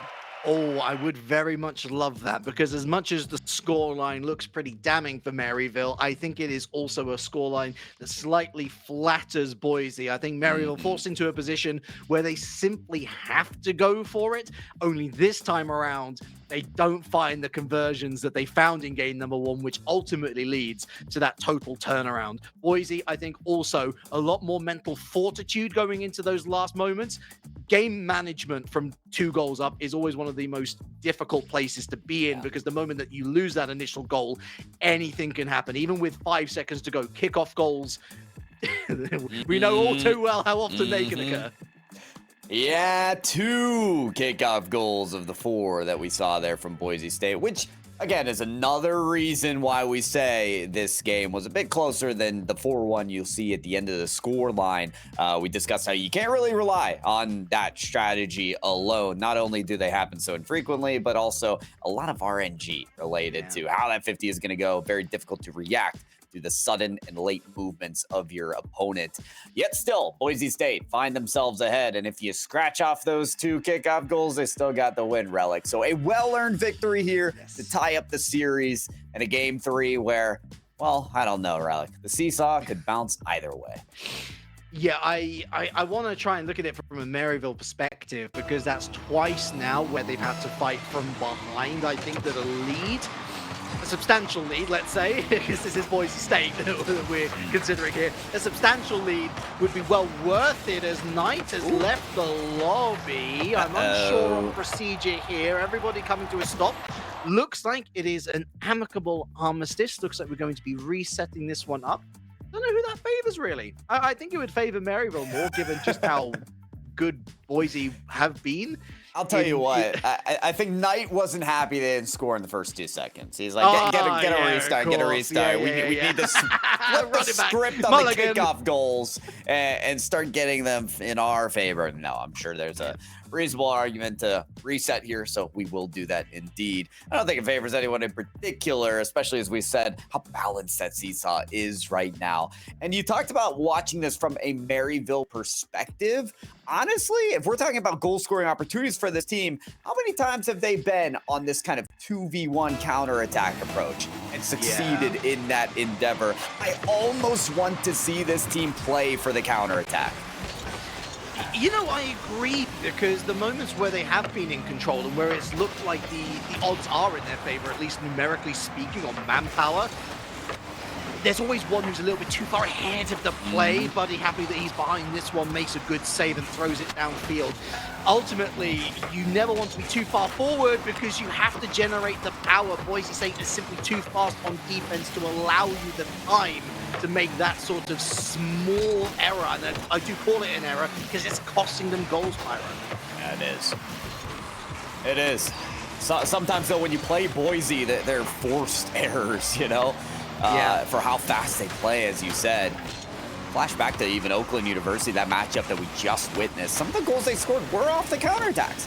You know, Boise, they're so overbearing on attack that sometimes there's no one left home on the counter. So we'll see if Maryville are able to set up shop in that manner. Long ball here. Buddy wants to see away. All the boost extended and expended, excuse me, and he's extended past the ball. Maryville still get that chance as Knight presses forward. Lots of E's, but I only see S's as the grades on each of these players. Again, despite the score lines, despite whether you've won or lost, this is some high-quality Rocket League. Of course, the counter-argument to the counter-punch strategy that you're asking from Maryville is that you're inviting Boise State into your house, and they cause a ruckus, Boise State. So are you really willing to bet your chips down on a defense against this team? Oh, my, I wouldn't be so confident even as much as I rate Maryville. Fair enough. I love Knight as one of the best on defense, so I'm kind of okay with it. And I'll tell you what as well, Knight and Adam on their deleted professional squad, that one comes close. Go to a lot of game 5s when they do end up in top 16. They're ready to go the distance. They're ready to be that resilient team that takes on a lot of pressure. So I'm okay with it, but here we go, stretching halfway through this game, Relic, and not a goal on the board, not yet. Good reads from both Woozy and Preston, who were both ready to make the same save effectively. Lift up, Buddy, tried to go top pocket again. Adam denied by the woodwork. Dirtho away downfield. Adam secured that 100 boost.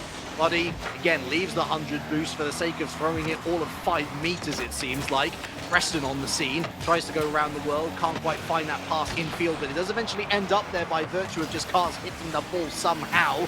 Knight, Preston again up high, big forward-thinking defense that makes Boise State so difficult to break through. Breaks away to Adam, but it's a lift up, it's wide. Not much support for Maryville right now. Maybe better quick turn Adam, but too sharp was the angle, still 0-0. Preston has to be careful on those takeaways, on those exit strategies around the corner. I mean, he did beat past one, but then he flung it away from his car for Maryville to get a pass shot chance there, and putting the ball into dangerous territory like that is scary. There's the danger zone right there. Dirtho striking, but it doesn't find a follow-up, and that is rare for Boise. Normally they have some kind of shot taker, so Maryville doing a good job of closing those gaps, but got to create their own. Here's Adam off the backboard. Backboard pass is deflected. Preston is moving upfield here for the counter. The quick one from Boise, but it's just too far ahead. Woozy on the double tap. Batted away by Knight. And we go back across the field yet again. A close one there as Maryville still striking the woodwork. This one might do it. No! Woozy, how? What? How indeed? Oh, finally they get it. Maryville with a lead, 61 seconds. And Adam, again, such patience, baits in the first defender. Woozy's already committed. A little bit of hesitancy goes a long way for Maryville University. Calm amongst the storm. Lead for Maryville. How long can they keep it to be this calm? I don't know. The eye of the storm, it's a treacherous place to be. The demolitions as well.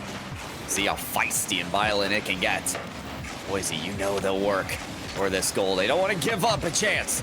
This series lead. Preston in search of Woozy. Adam to cut off that angle. Maryville allowing no space on the field.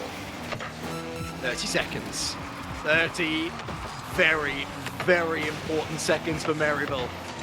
That 1-0 scoreline is as rickety as a wooden bridge that has lasted 100 years. It might need a little bit of TLC. 10 seconds now. They've done very well. Maryville.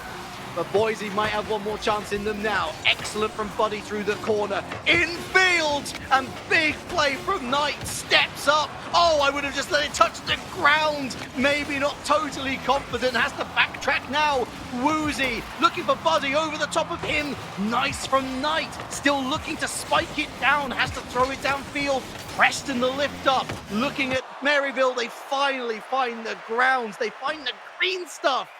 And it's only green flags here for me. 1-0 win, 2-1 in the series. Bit of a scary finish there. You're like, I would have hit it on the ground. I'm like, yeah, I would have too, with Woozy on the air dribble from the other side of the field looking for Dirtho. I'm like, this is how they score. This is getting a little too scary, but is there any safe and non-scary way to win the game here for Maryville University? Right? Like, not really, right? A 1-0 lead is so terrifying. But as you said, you know, they're able to find the calmness in the storm, the sweet spot that garners them these wins. But, you know, as calm as Boise looks on the other side of things, you know, we really should be giving Maryville credit where credit is due. Boise State have to step out of their comfort zone as well now to win these games, because clearly what they've been doing prior, it's worked plenty of times over, but it's not worked this time around. They've not had that offensive firepower come through, as we've seen it many times before, held to a rare clean sheet. Let us not forget, that's certainly going to be a nice tick off on the bucket list for Maryville, but how much further they can take this on that sort of caliber of performance is so difficult to tell, just because of how tightly knit these two teams are. Just the one mistake and you're practically conceding immediately. That is, yeah. Punishing on mistakes, huge for Boise State. And it's almost as if just one mistake is needed. A big goose egg, as you mentioned, from Boise State in the last game.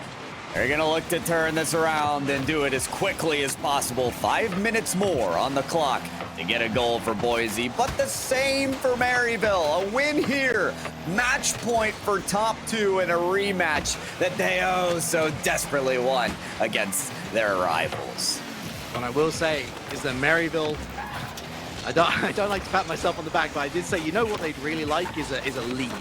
They'd like a lead to work with. Admittedly, the lead came very, very late in the game, but you can also look at it from the perspective of Boise didn't score. The longer that they frustrate Boise Pyro, the more that Boise are going to open up naturally. It's just how Rocket League teams work to, you know, open up those defenses. You go for those extra strafing runs. You look for those extra bumps and those bruises in midfield. But the only bruiser on DFH right now is Buddy. Ironic in name, of course. More like Bully. Look at this, right through the middle. Catches Woozy out with the free jump. Things are looking rosy for Maryville University. Yeah, talk about bruises. Buddy's not a player who's afraid to get rough and tough there. He played for that low 50-50. Stretched his Fennett right on the top of the ball to make sure it got buried through. Well played from Buddy on a shot that just could have come much quicker. Here's an opening.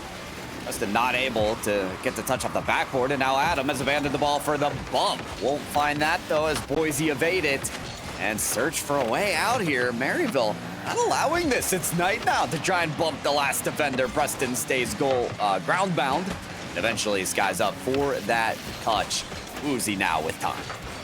You know, it's funny because at this very top level, every player is expecting you to hit every single ball. Oh my word, lovely setup of Preston. Excellent block from the Maryville defense, back into the center, but there's no one there to receive. Maryville are actually doing anything that Boise State aren't expecting. Sometimes that's just flat out not hitting the ball when you'd be expecting that second touch, and it's working a treat because Boise State are committing those players to the play. It's limiting their opportunities on the counterattack. So funny, isn't it? The USA, oh, we'd like to see more counterattacking plays. Maybe Maryville should counterattack a little bit more themselves. Well, now it's Boise State who are in that position. I mean, they want to get themselves in a position where they can score one single time. It's becoming nearly impossible, especially as they have to stretch for saves like that. It's a game and a half with no scoring on the board for Boise, and it ain't starting anytime soon. Oh, he's a defensive diva, but Knight can also serve him up. Plated on a silver platter. Eating good, his buddy. 2-0 Maryville. Wow. All right, Knight. Strut that stuff some more. That was impressive. Assist there to Buddy. Boise State back at the drawing board here. Backboard pass, almost enough. Shot it right off the crossbar, and Durtho does not want to give up on this possession. This is very much like Boise. They get a shot chance. They're going to give it everything they've got to keep that possession, but Adam beats one, clears past Durtho. That's two. Knight on the reset, but a shot taker is demoed away. Adam back on the respawn. Oh, as well as Knight. Indeed he is. Boise State changing things up. I'd also like them to get a couple more shots on target, to be honest with you. That seems to be something that's lacking, especially over the last couple of minutes that we've seen them. There have been not clear-cut chances, but chances enough that Boise State should be putting away, or at the very least, making the Maryville defense work a little harder. Again, small things like this. We've seen those bumps, those inches off the wall, lead to much better chances for Boise, but struggling. Maybe a bit something Durtho, but Woozy. I mean, that's coming in from far too sharp an angle. Pyro, Boise State seem to be huffing and puffing, but not getting much good out of it.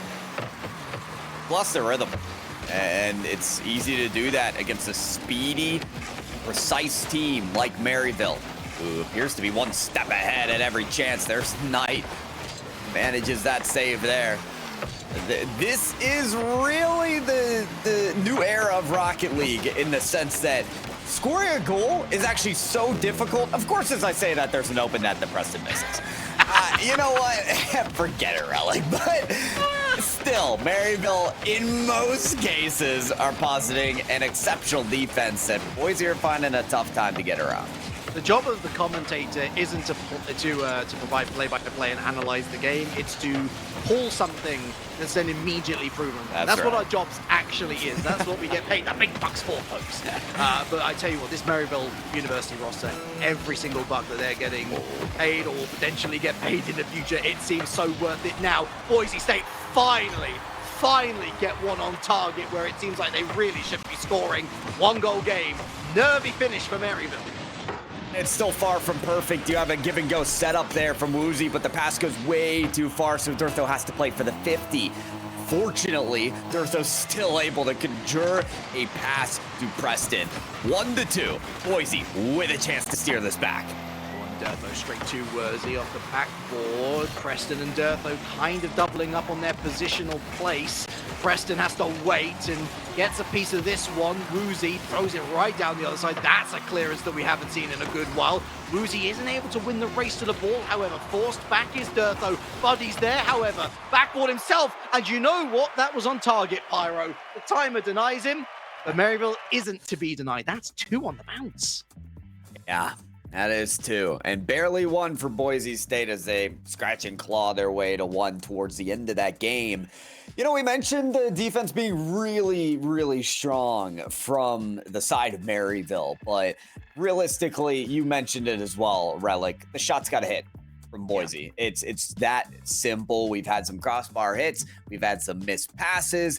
We've had some attempts at passes to the midfield that are just wild angles that are not reaching the teammate. a far cry from the chemistry we saw in Boise when they played Oakland just in the last game. I don't think it's a different flavor of Boise. I think it's a Boise that has to contend against a very strong Maryville University. We're sitting here, and it almost feels like we're questioning ourselves. Are we wrong for saying that Boise State aren't hitting the target well enough? Like, is it within our right to say that? But it is. It really is, because you mentioned those wild and crazy passing angles and opportunities. And the thing is that was working for Boise against Oakland. No disrespect to Oakland, but that series was over an hour ago.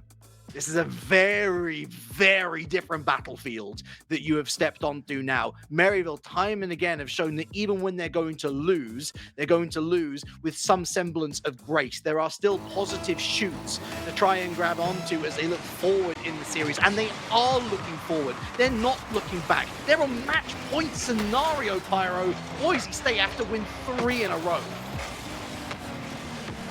Gotta put up or shut up here. This is it here. Boise State, team that has touted themselves to be one of the best in the West. Well, you definitely got to be Maryville University. You want to have that title. Uzi, Preston, Urtho.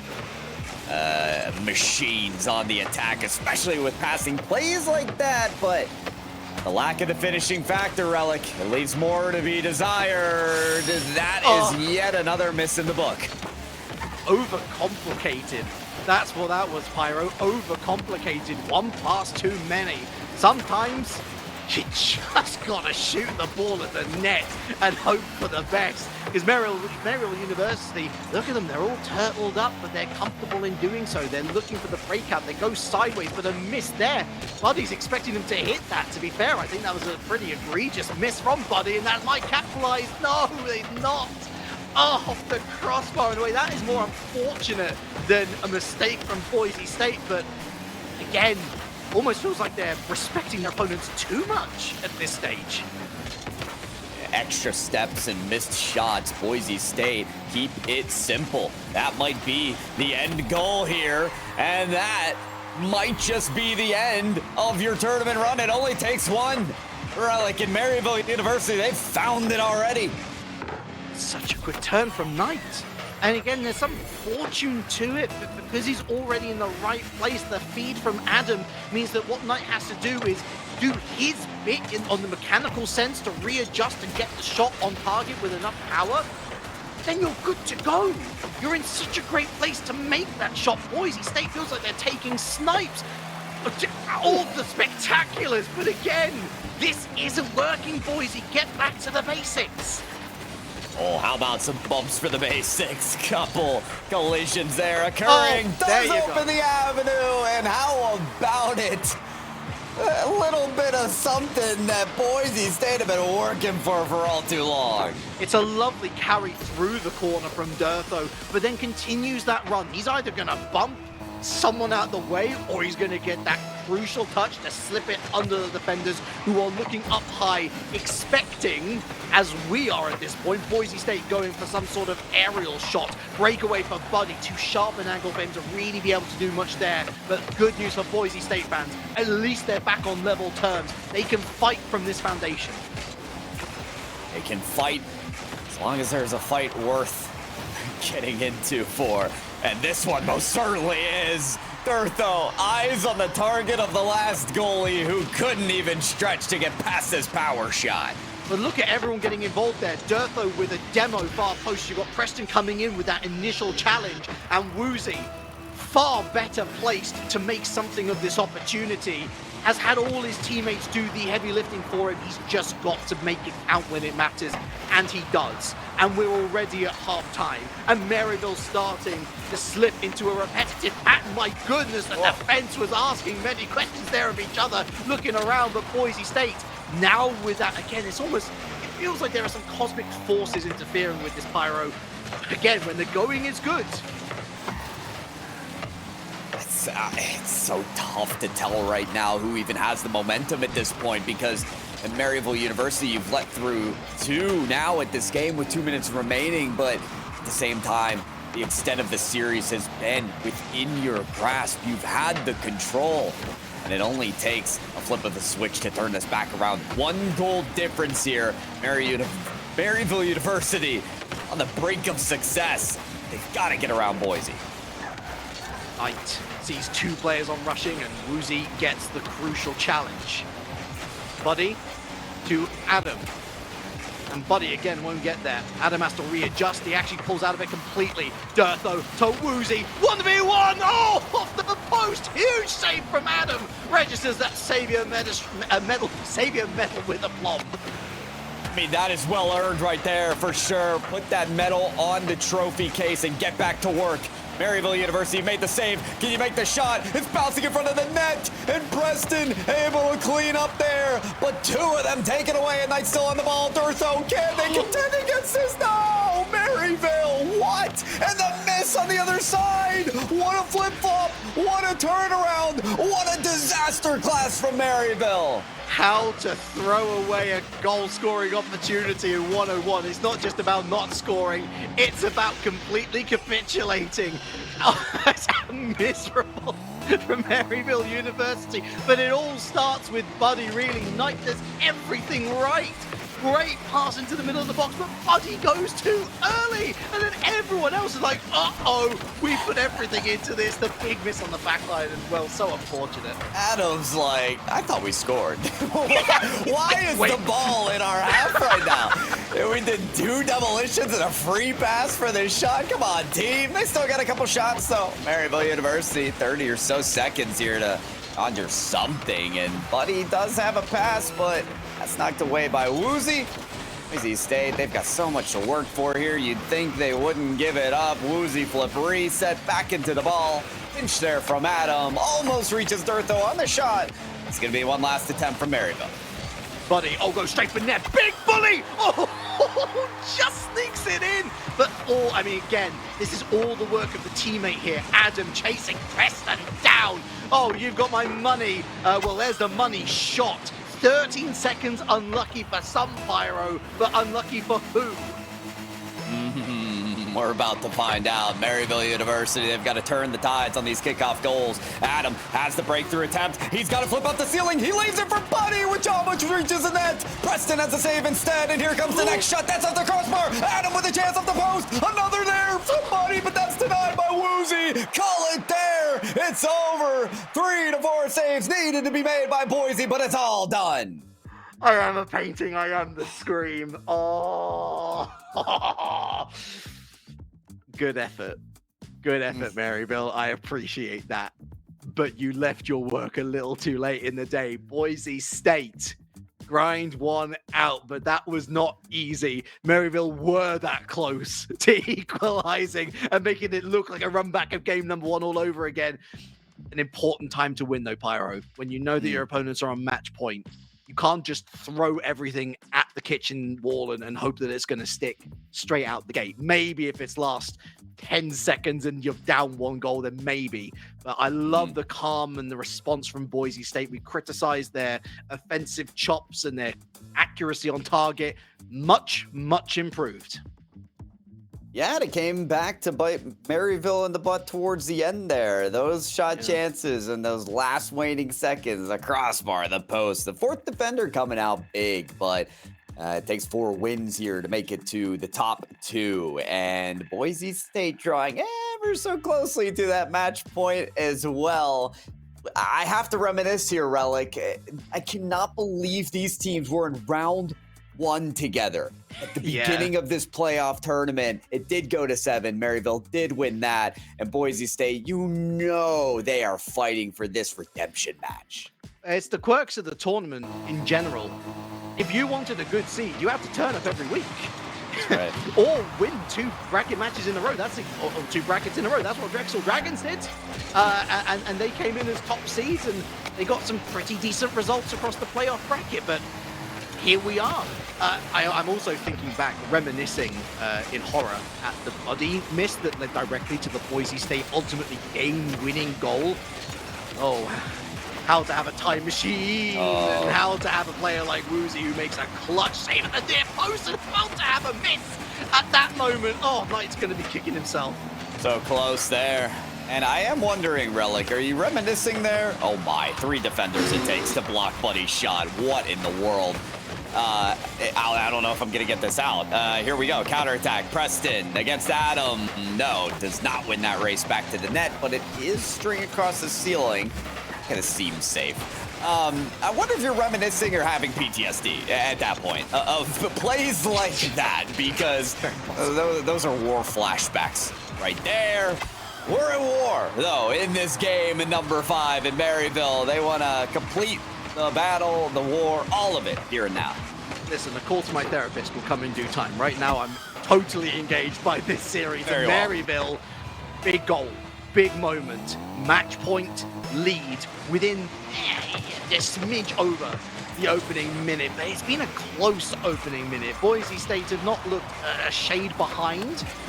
Maryville obviously have generated the better opportunities because, you know, they've scored. But Boise State cannot afford to break their will in half now. They've got to galvanize. They know that they've got the opportunity and the ability within them to find the 2 goals required to beat Maryville from this stage. But again, it is that crucial balancing act that they need to find, Pyro.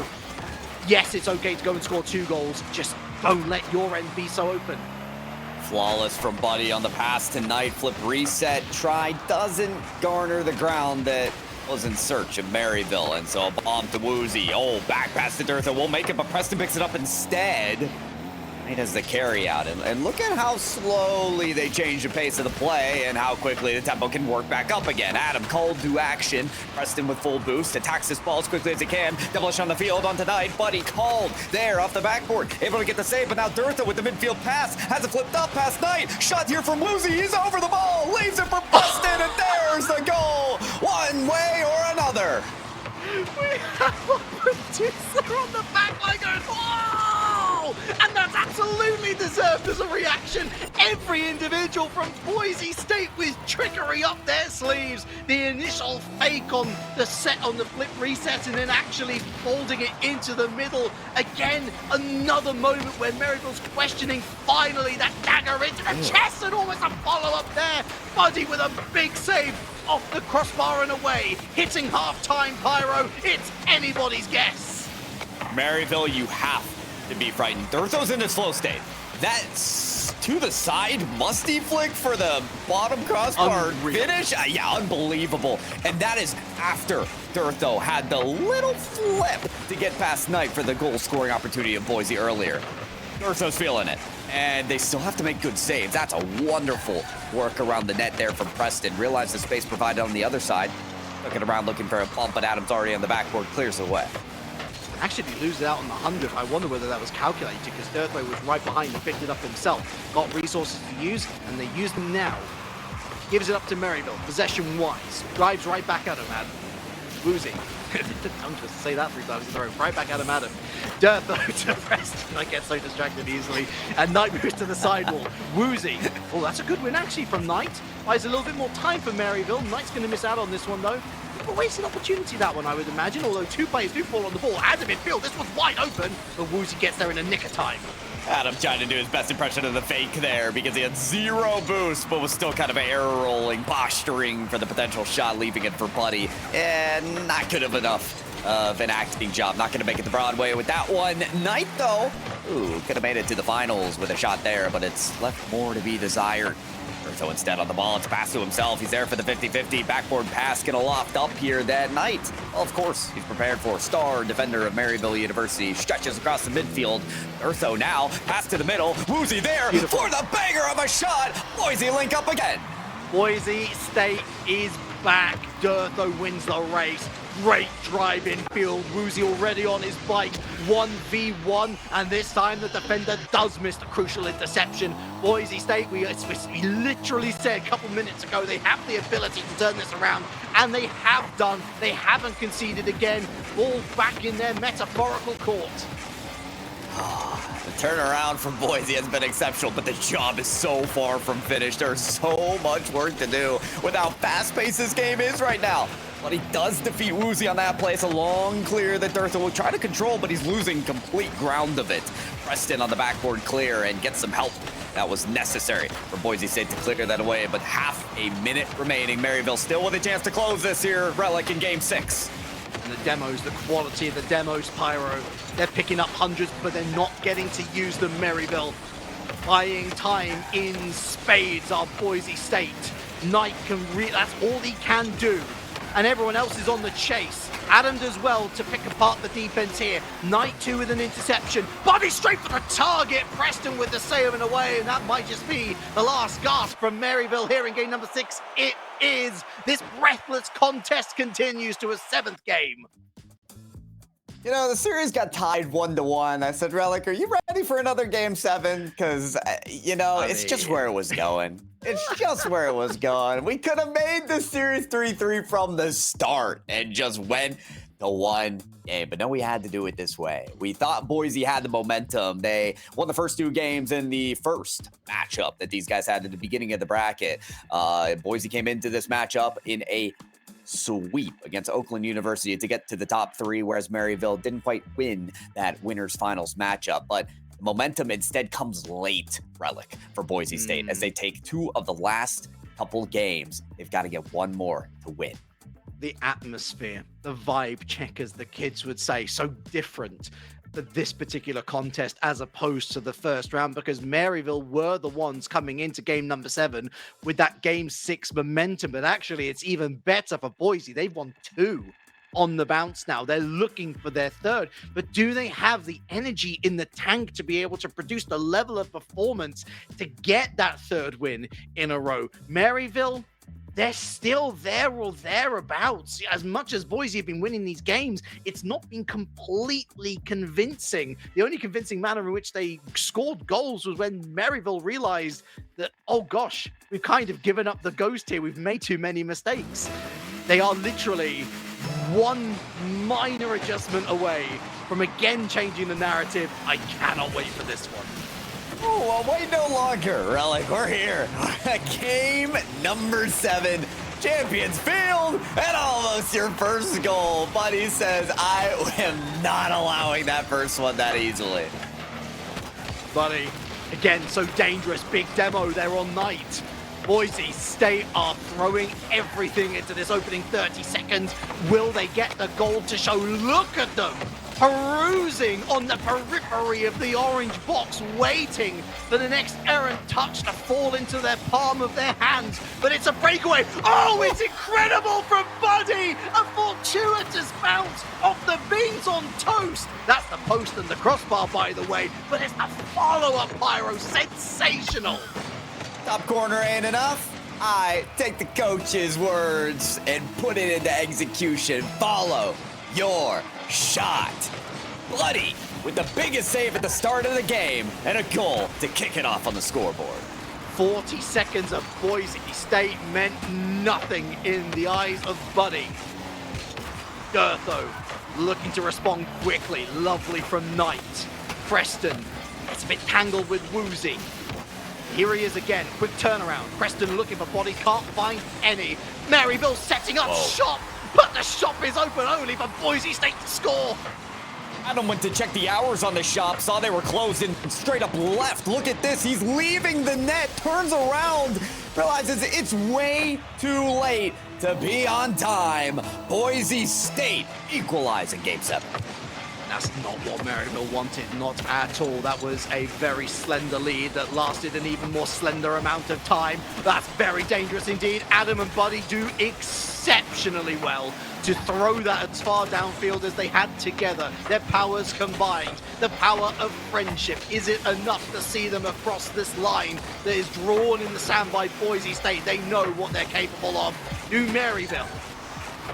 Oh, we're about to find out. Adam looking for some redemption defensive plays, but ends up colliding with their teammate. Boise State, what can you do to punish that mistake? Not much. Uzi's off the field. Durtho can't get a good clear. And now it's back in Maryville's hands. Got a lot of offense to go here and looking to cook up just that right now. Buddy, maybe that X factor to keep your eyes out for. Knight, quite the facilitator.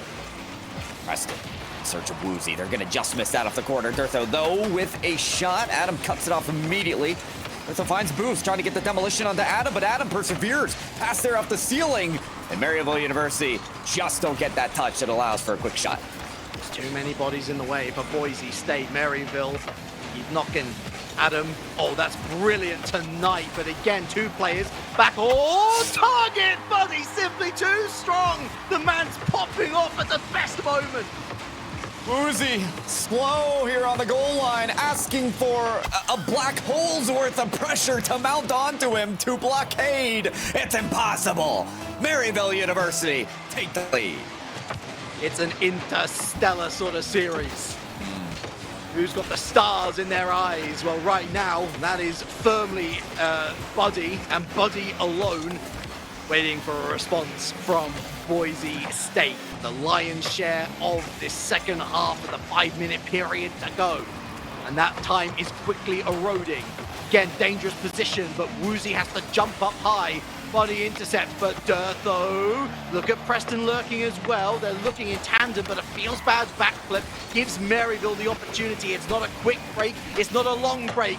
Woozy on target, Durtho lurking, quick turn, back on target. Knight and Adam desperately look to get this away. Continuous rotation, Preston. Oh, what an interception from Knight. This is the Boise we know. Unrelenting on attack, leaving Maryville with just scraps and fuel to find an exit.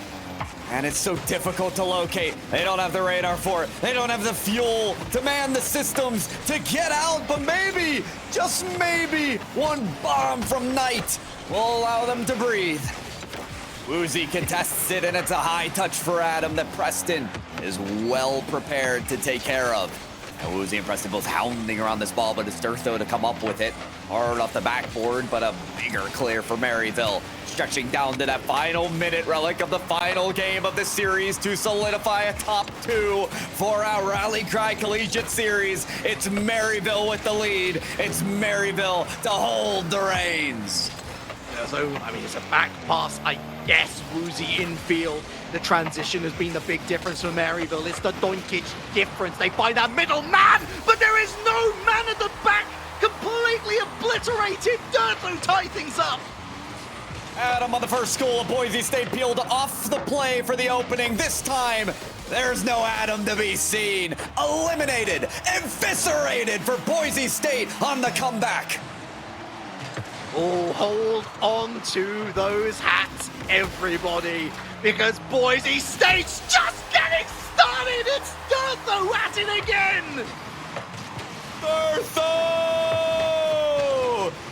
Always reigning upon the territory of his opponents, staking his claim, putting the flag down in the plains of the orange side. It's his domain. The territory is Boise's, and soon they may just move to the championship.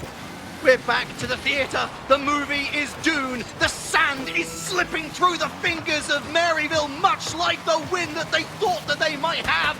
Now it's Boise State on the defense. Maryville simply have to go for it. But look at that, the quick return back into orange territory. Boise State know that this is where they're most vulnerable as well. They've got to be ferocious. They've got to be clinical. But now there's a player all the way upfield. Big save from Knight. Buddy's there, but the ball's not moving far. Knight in field. Buddy up to Adam. Durtho with a big touch. It's Durtho's moment here. Still up.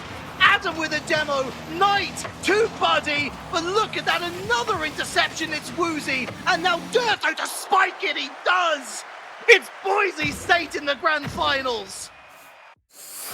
Oh my God. Oh, so many reasons to not believe Boise State would be in the finals. We went from Maryville University to being up in the series 3-1. Completely shifting the momentum from their winners finals loss and Boise State's sweep into the loser semis here. But they turned it around.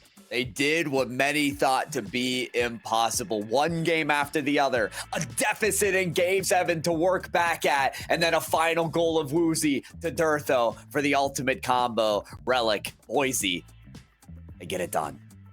Maryville is going to be taking a little glance into the madness of the multiverse.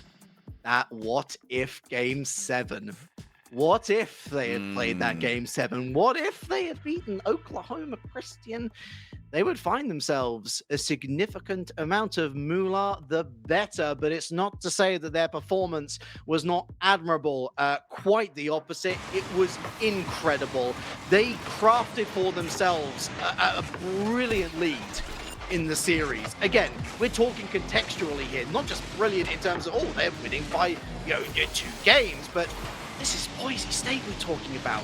This is the team that you took all the way to Game 7 to beat. You had to have that momentum from Game 6 to carry it over.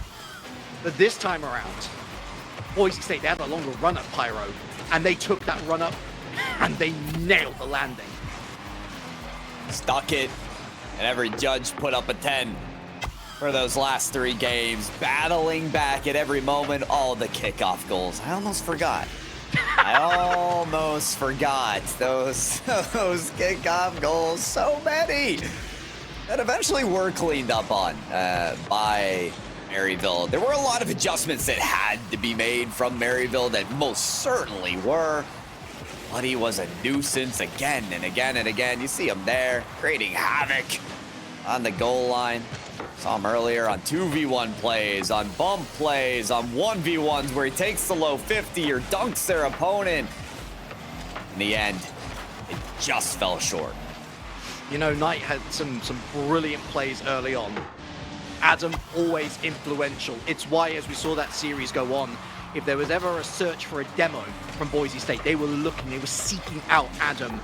But when it came down to Game 7, Pyro, we had our 2 star cast members, Buddy initially, making the difference, scoring the goals when it matters, finding that early lead. And then in stepped Durtho.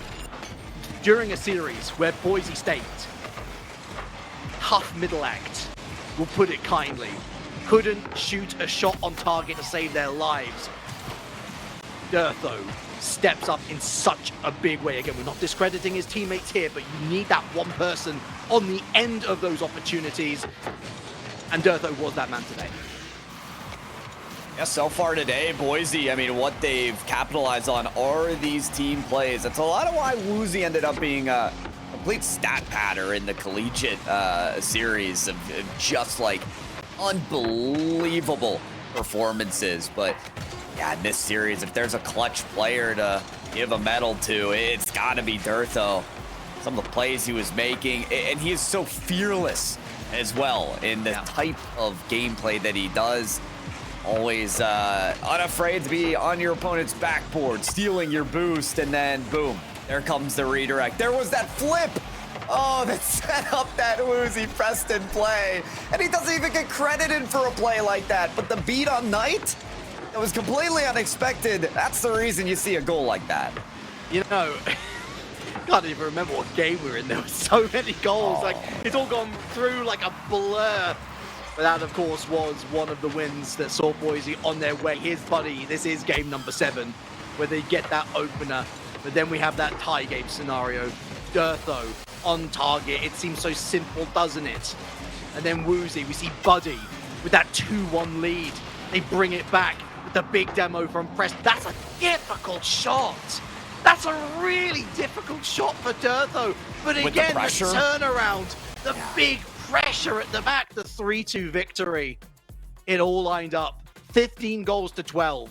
That doesn't seem like a lot because honestly, I thought there were more scored, but that's because of the shots and the save counters. 52 to 49, 28 to 27. A tight contest, an incredible contest, Pyro, and sadly a contest where we have to say goodbye to a team for the rest of the collegiate series, and that team, unfortunately, is Maryville. Team that sent Boise down to the lower bracket at the very start of this tournament. Fall to Boise State, who make their way to the finals. There's your bracket, folks. On that left side, you see Maryville make their way down with Southern Miss after the Boise victory, down with Pescados in a sweep, something Boise couldn't do in the lower bracket. They conceded a game. And then that question of we'll never know. G-Man in chat says, nah, he would have won. So, you know, it's clarified there. Just clearing it up. In case you were wondering. But a Game 7 against Maryville and Boise, we know for sure, Relic. That's going to go the way of Boise. You see the finals will be between Boise State and OC Esports, folks. That match, we would love to have it today, but instead we'll have it Saturday. Next Saturday, that's going to be the end for the Rally Cry Collegiate Series. And Relic, what a match, what a grand final that will be. 1,500 to second, $3,000 to first. And there's so much more on the line besides the Drexel Dragons, who won 2 weeks in a row. Oklahoma Christian and Boise State were the other two teams to win a bracket. The tiebreaker match, one of them was between OC and Boise State. That was a 3-0 sweep. This is going to be the series where Oklahoma Christian very much expel the demons, or whether we see Boise State cement themselves as Rally Cry Collegiate Series champions themselves. I'm so glad to have shared this journey with you today, Pyro, and of course, Vodable earlier. Gaugan will be back for the grand final next Saturday, March 16th. Again, beware daylight savings time. We were almost caught out. Watch your clocks, folks. We'll see you here, twitch.tv/RallyCry2. Big shout out to our production, of course, and to everyone who watched. We very much appreciate your company. Hope to see you next week. But for now, a very warm goodbye.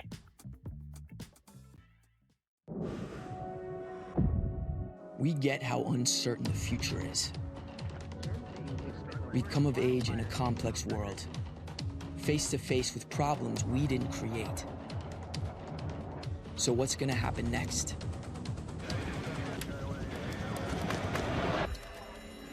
We are. Because our future is the future. The life we have chosen has prepared us for this. So we're going to build bridges and hospitals in a day. We're gonna save families from disasters and feed those left in the cold. We're going to do all this and more because we have an appointment with destiny. We invite you to join us. The next greatest generation is now.